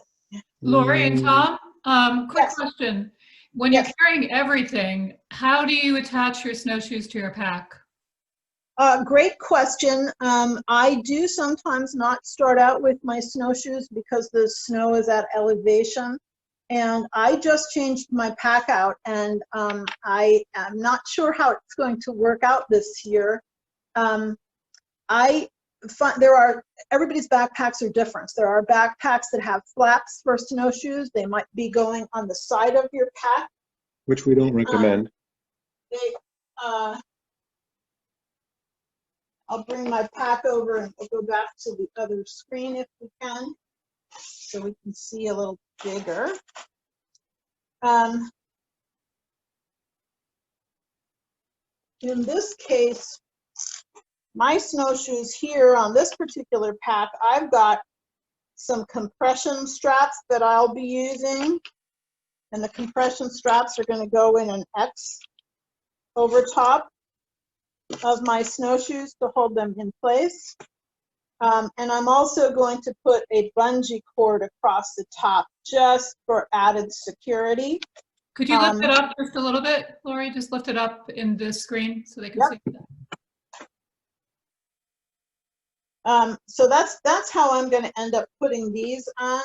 On my old winter pack, I simply had a compression straps that went across the top and bottom, and I would loop them through over on the side so that there was less chance, again, of anything falling.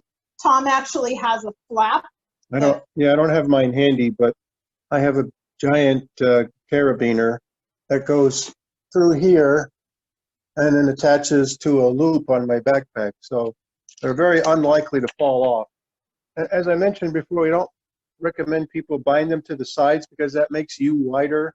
The trails are narrow in the wintertime, and especially if you're bushwhacking in the wintertime, you get something to get caught on there, you can get a branch in there, it could cause you to fall down, or if nothing else, you could be a nice snow dump on your head. So it's good to try to stay narrow in the winter, if you will. You know, if you're going to carry something, you know, if you're going to have a snack container, you might want to keep it on the front of your body if you can, instead of on the side, for the same reason. You want to show these things real quick, Tom, while I switch out here? Well, let's see. This is Taking care of it. a little bit big, but this is a boot warmer. We own 2 of these, and when we go traveling, we usually bring them to the hotel room too. This kind of thing, yeah, this kind of thing will dry your boots out very slowly, like over hours, which is the feature, because you don't want them to dry out too quickly. What's the word be? They get rough, get wrinkled, and so these are very useful for at-home kind of gear. Whatever boot you buy, there'll probably be some kind of recommendation for what to use to waterproof it. There's a variety of products we have here, and also you can always throw a little Desenex in when you're done to help dry it out and keep the smell at bay. You ready? Yep. Okay. All right, so now we'll move right on to food. Food in the winter time is very important. You burn so many calories just trying to stay warm that you need to make sure you have plenty of calories. It's not a time to diet. We'll show you real quickly what we use, but what we recommend more than anything is that your thought process is, whatever I want to eat, will it freeze? So we strongly recommend pack your lunch up tonight that you want to take on your hike tomorrow and put it in the freezer and see how it comes out tomorrow morning. It may not be as edible as you think. Snickers bars probably aren't a good choice. We have a friend who actually broke her tooth while she was out hiking because she bit down on a Snickers bar. So very quickly to show you what we happen to bring with us. We bring, let's see which way, here we are. Peanut butter M&Ms. Even if the M&Ms freeze, they'll melt in your mouth very quickly and easily. There is a nice shot of sugar in there. We bring nuts with us, good protein. We also make sure that the nuts are salted because you want to have salt. There's different kinds of bars that people like to take. Be very careful about what the bar is. This Cliff Bar we would actually cut into smaller pieces and repackage. Yeah, that one's borderline in the winter. Because this will freeze and you won't be able to eat it. The Nutri-Grain bar, you can actually eat, it doesn't freeze solid. I was on a hike in the Adirondacks one day, and it was an 18-mile hike, and the fella took out Fritos corn chips, and I was like, oh wow, I never thought of that as a hike food. And he said it's a perfect hike food. He said it has fat, it has salt, and it has carbs, and it doesn't freeze. So Fritos is my product of choice since then. And remember, we like redundancy. Fritos corn chips are also really good fire starters. We kid you not. It'll burn for at least a minute. We always bring some kind of dried fruit with us. We recently found a mixture which was really good that has all kinds of tropical dried fruit. And we usually like to bring some jerky and some cheese with us. However, one of the fun things that we do in our in-person class is we give somebody a pair of mitts and a cheese stick, and we ask them to open it. I am pleased to say last year somebody finally did it, but it took about 15 minutes. So we also strongly encourage, aside from putting your food in the freezer overnight tonight so that you can figure out if your food will be such that you can get to it in a cold winter day, that you repackage your food. And so this is the kind of thing that we actually do. We repackage our food, we put it into small containers so that when we don't have good dexterity, because it's cold and our hands are in our gloves, we don't have to worry about actually getting to our food. Yeah, there's a phrase, time is money, but time is also important when you're hiking, because if you're standing around too long fumbling with something, you're going to get cold. If you're able to have a snack quickly and keep moving, you're going to find you're better off. Remember, cheap is my middle name. This is a Parmesan cheese container, but the Parmesan cheese container can be reused to put trail mix in, and then you can keep it in one of these cozies, and then you can just eat from it very quickly and easily. Just tip it up, right? When it comes to cooking soup, some people we know will actually bring a thermos of soup with them, and a hot soup is wonderful in the field. Other people we know actually want to cook their soup. We've seen people along the trail that are like cooking ramen noodles or something. So you can bring a small stove with you and do that if you'd like to do that. But as Tom said, those things sort of take more time than what we feel like we would want to give. So we keep it simple as far as food. This is, oops, where's it going? This is also a very small, very portable stove. It comes with solid fuel pellets. They light right up. So I've been, over the years, I've been always on the lookout for things that are small and easy to use and have multiple functions. Tom, can you move that a little bit more closer to the green thermos? That was just a little off to the side, further away from the camera, but closer to the green thermos. There it is. There you go. Oh. That better? Perfect, thanks. So this stove we've actually built a fire right over top of, and that's why it looks a little black, but it came out just fine. We want to talk about water just a little bit. When you're carrying water and you're used to carrying water in a water bladder, we strongly discourage that in the winter time because the hose freezes. And yes, they will sell you a hose cover, but if any part of that hose is exposed, it will freeze and you will not be able to get to your water. And we've had a hiker friend where the hose disconnected from the bladder and she got soaked in the wintertime. Not good. Not good. Not good. So we strongly recommend that you use bottles in the winter time and carry your water in bottles. For a little redundancy here, you'll see some duct tape around this water bottle. And this can be a Gatorade container. It doesn't have to be an Nalgene bottle. Yeah, it could But be an old. just as a warning, they don't recommend you reuse those things very often. This is a cozy, an insulated cozy that water bottle can go in, and this cozy can either go in your pack or it can be used to go around your pack strap, and then you can keep it right on your kit. I like to be cheap. Those cozies are expensive, so I actually will put my water in an Nalgene bottle, and then I will make sure it's got a secure top, and I'll turn it upside down, and I'll put it in a wool sock, an old wool sock.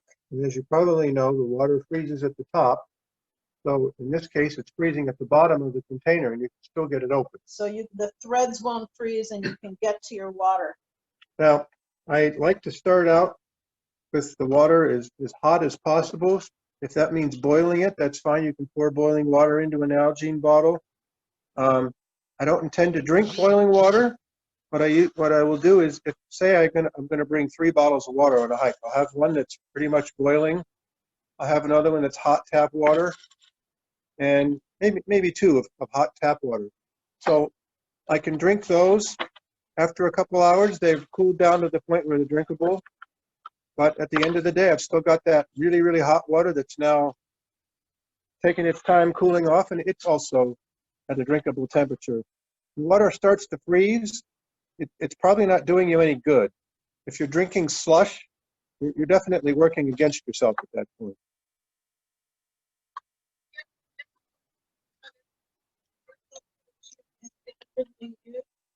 It'll freeze after one use, and then it is of no use to you again. So Literally of no use. The manufacturer says you should discard them if they freeze.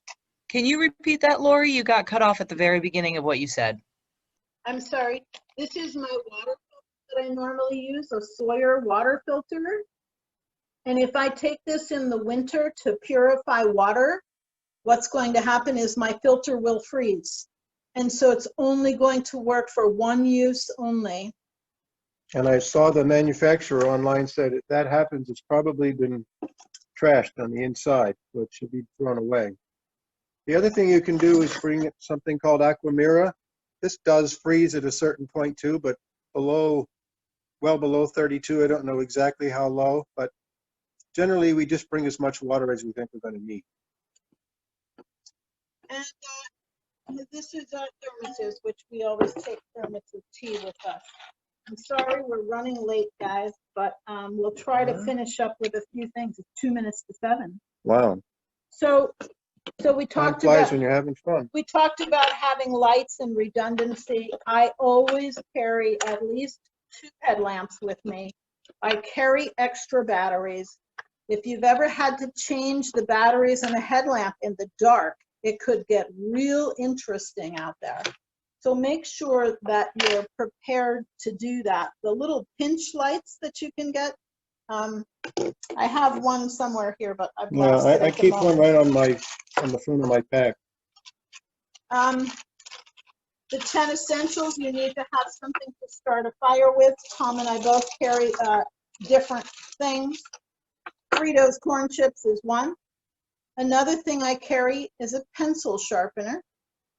A pencil sharpener, I can actually take a stick and I can make very quickly a whole pile of shavings, which I can start my fire with. I do also have manufactured fire starter. I have fire starting twine that does actually burn even when it's wet. If anybody has a food sealer, it's a great thing to put matches in to keep. And in this ancient thing is petroleum jelly soaked cotton balls. And hand sanitizer also starts fires very well. Some of the other 10 essentials, of course, I did mention very briefly at the beginning. You want to have your compass with you, but you need to know how to use it. We strongly recommend that people take a compass and map class. We do have emergency bivy bags, and I have an emergency blanket that I always carry. Let's see, what else? First aid kit, yeah, I carry a fairly large first aid kit, but this red bag is a small first aid kit that I have in there. What else did I have on? Well, A knife, we always have a knife, and then and the whistle is actually right on my backpack. I'm sure most people have one now on the sternum strap. Couple of other things that are pertinent to winter only. I do carry this piece of, I guess it was insulation we used to insulate in our attic or something. It's a very lightweight piece of material that I can sit on. I have used that to put underneath somebody in the outdoors when they had a problem in the winter. We do use our poles, hiking poles, and we use hiking poles that have hiking poles that are adjustable with this little snap. Snow baskets in the winter time. Snow baskets are important. Make sure they're on there securely. This keeps your pole from going all the way down into the snow. And it really helps with your stability out there. We don't talk too much about ice axes or rope because we think you should take a class if you're really going to be using those out there. If we can go to the slideshow, Maria, we do have a few slides we want to show people that illustrate some other things that are very pertinent to winter. So this is a wonderful picture of Maria signing in at the Blackhead Register.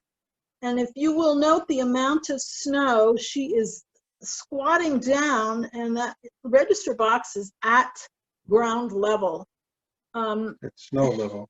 Not at ground level. In the Catskills, we just have weather which is everywhere from 50 degrees and sunny in winter to deep snows, to dense ice, to really cold weather. And you need to be prepared for anything. She was happily prepared, I see that. Next slide. This is again snow, which we actually had to dig out the 3,500 foot marker that day.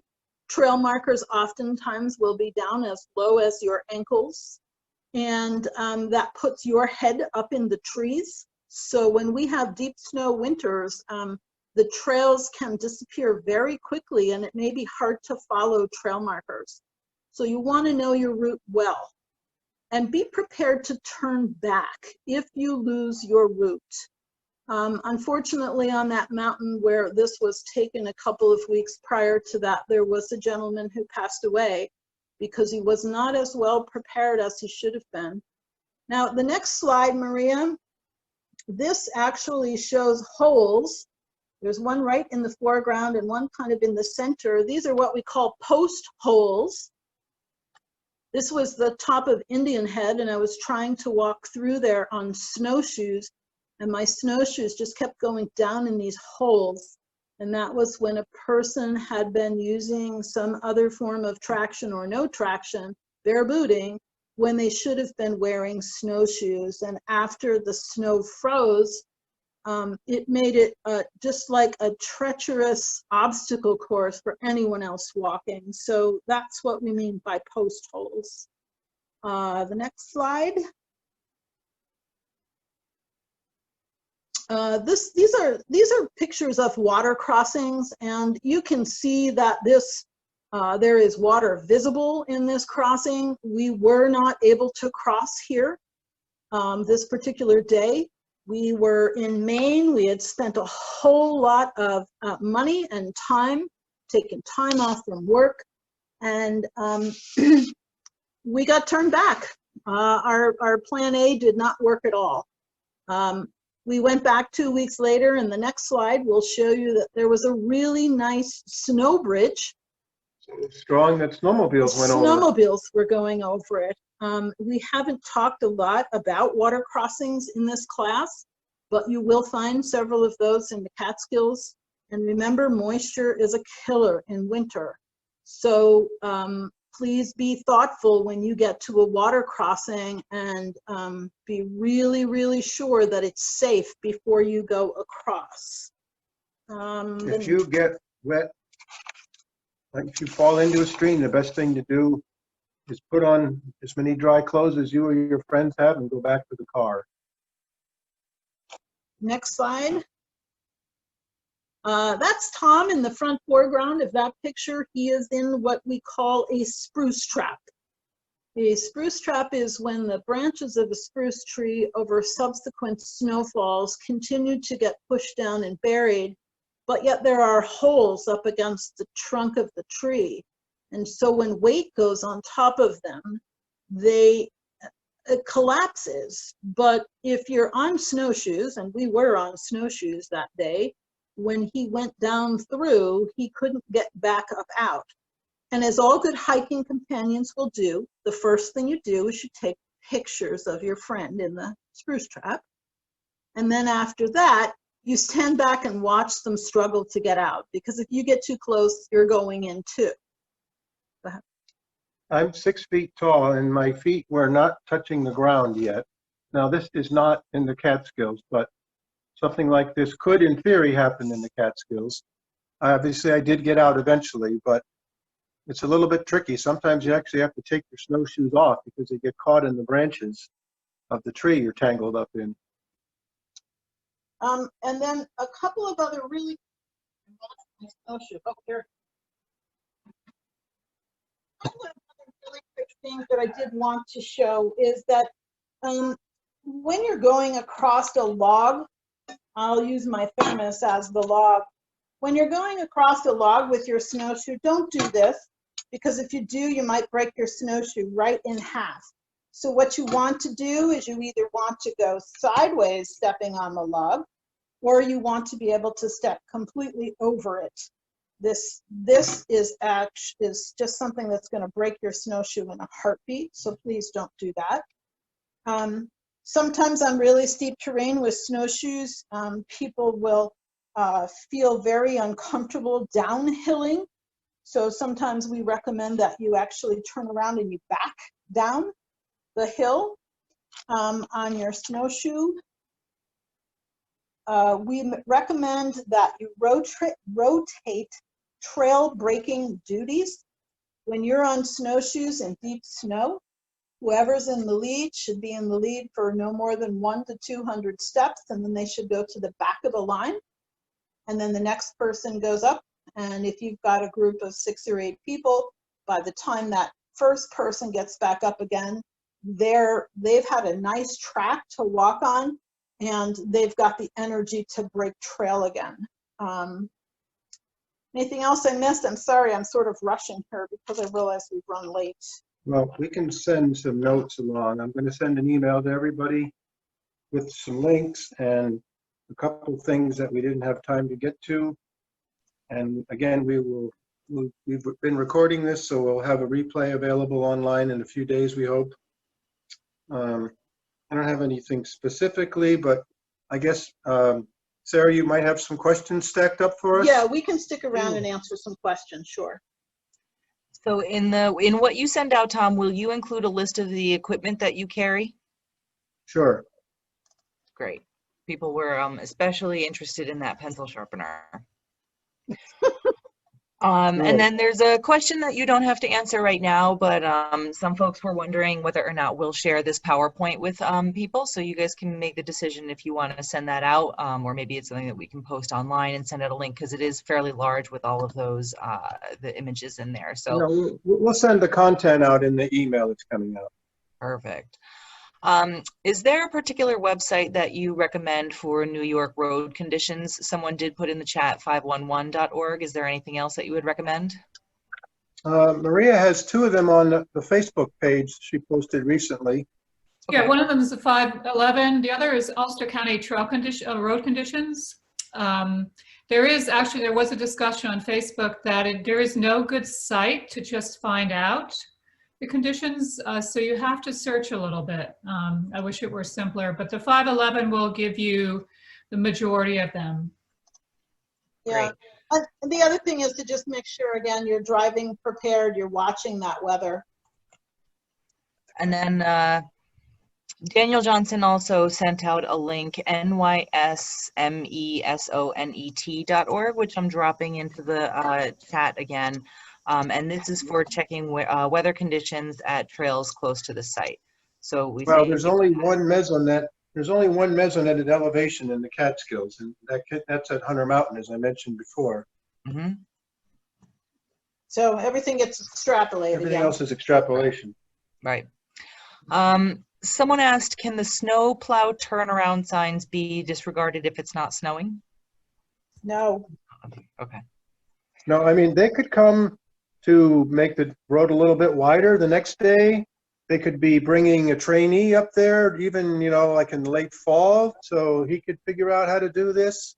Right. A lot of them, again, this goes back to, let's not piss off the locals. Sorry for my French, but, and it could also, I mean, it's also hurting you if they can't do their job, right?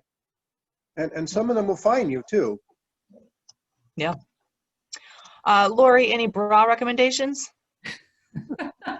A wicking bra, for sure. So probably a sports bra, what you would usually use for working out. That's what I use. Yeah, they actually make smart wool ones, and you know, but it needs to be one that's made of wicking material. What kind of pants do you guys have? Several different kinds. Yeah, again, just layers. You want your base layers to be a light and a mid-weight, and I wear a pair of fleece pants. Mine are red ledge, and then just a pair of unlined outer waterproof pants. And some people wear long underwear underneath. It's again, it's a comfort thing, and you'll figure it out for yourself at some point that you have, you know, your legs are too warm or your legs are too cold. But again, as I mentioned before, that anything like a snowmobile pants is probably overkill. And when thinking about base layers, what sort of material, what would people look for? Well, I have a smart wool layer. It's very thin. It's like a muscle shirt. What else? Smart wool is a really nice fabric for a base layer. It's wicking, and it's not stinky like sometimes stuff is, but it can be kind of pricey. I've also seen base layers that work really good that you can find at Walmart. It just really needs to be wicking, that base layer. So there are a couple questions about packs. First, what size pack do you use in the winter, and what is an average weight that your pack ends up being in the winter? Well, I'm going to say that once you've figured out what gear you need, you might want to go to the store with your gear, or at least something that you can take off their shelf and shove in the pack and see if it all fits, right? You certainly don't want your little day pack that you're going to go hiking with in the summer. It's going to vary. I mean, some people are going to carry more stuff than other people, but go get your pack, dear. She's got. I have now that I'm using it. J63. It's pretty good size. I don't intend to fill it, but I need it to hold my gear. And in the winter, a 20-25 pound pack is not unusual. You don't want things hanging off the outside if you could avoid it. I mean, the snowshoes are probably an exception, but Old Man Winter is good at stealing your gear, I found out. Yep. Would you recommend for snowshoes composite or tube style?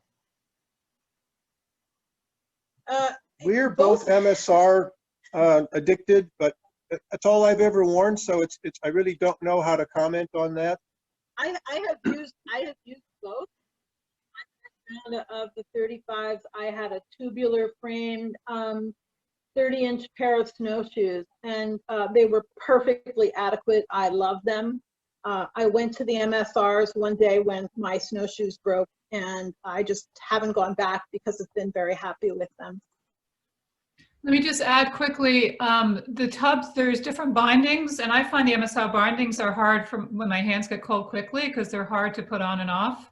So I like tubs bindings. So just kind of look at the bindings too and see what works for you. Just a quick. Exactly, and see what works well on your boot. Great. Yep, this is definitely an advantage of being able to shop local, right? You can go and try stuff out.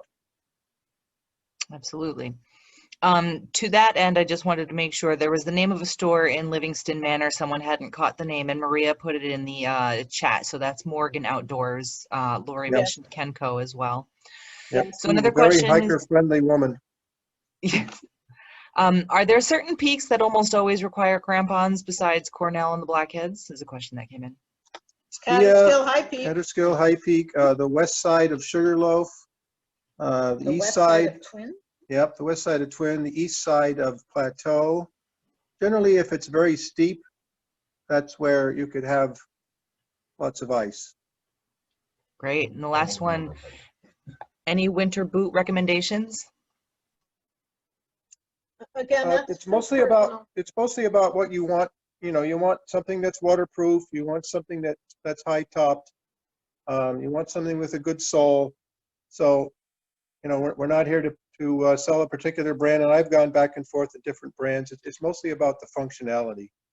Look for those features. Great. Those are all the questions that came in. There is a small contingent of people right now, I imagine growing, who are requesting a map and compass class. We had that scheduled, but due to COVID, we had to cancel because it's really hard to be leaning over somebody's shoulder, looking at a map and showing them things. We will definitely try to do that when it's safe to do so. We'll run a post-vaccine class. Yes. So thank you so much, Tom and Laurie, for this. I think you just clearly it's clear how much you've taught this, and all the information is super important. We will post a link to this hopefully soon on our Facebook page. If you're not on Facebook, just send us a note. We also have a forum call on Groups.io where we'll have a link, and there'll be a place for you to put questions, at least on the Facebook page, and I think we'll all look at it and try to answer those as they come up. So thank you, Sarah, for facilitating as well. Really, I think, really valuable stuff, particularly with these weather conditions that are changing so rapidly every week now. Thank you all for coming. Thank you, Maria and Sarah, for helping us get it done. We hope everybody's safe out there and everybody has a real fun time. All right, virtual.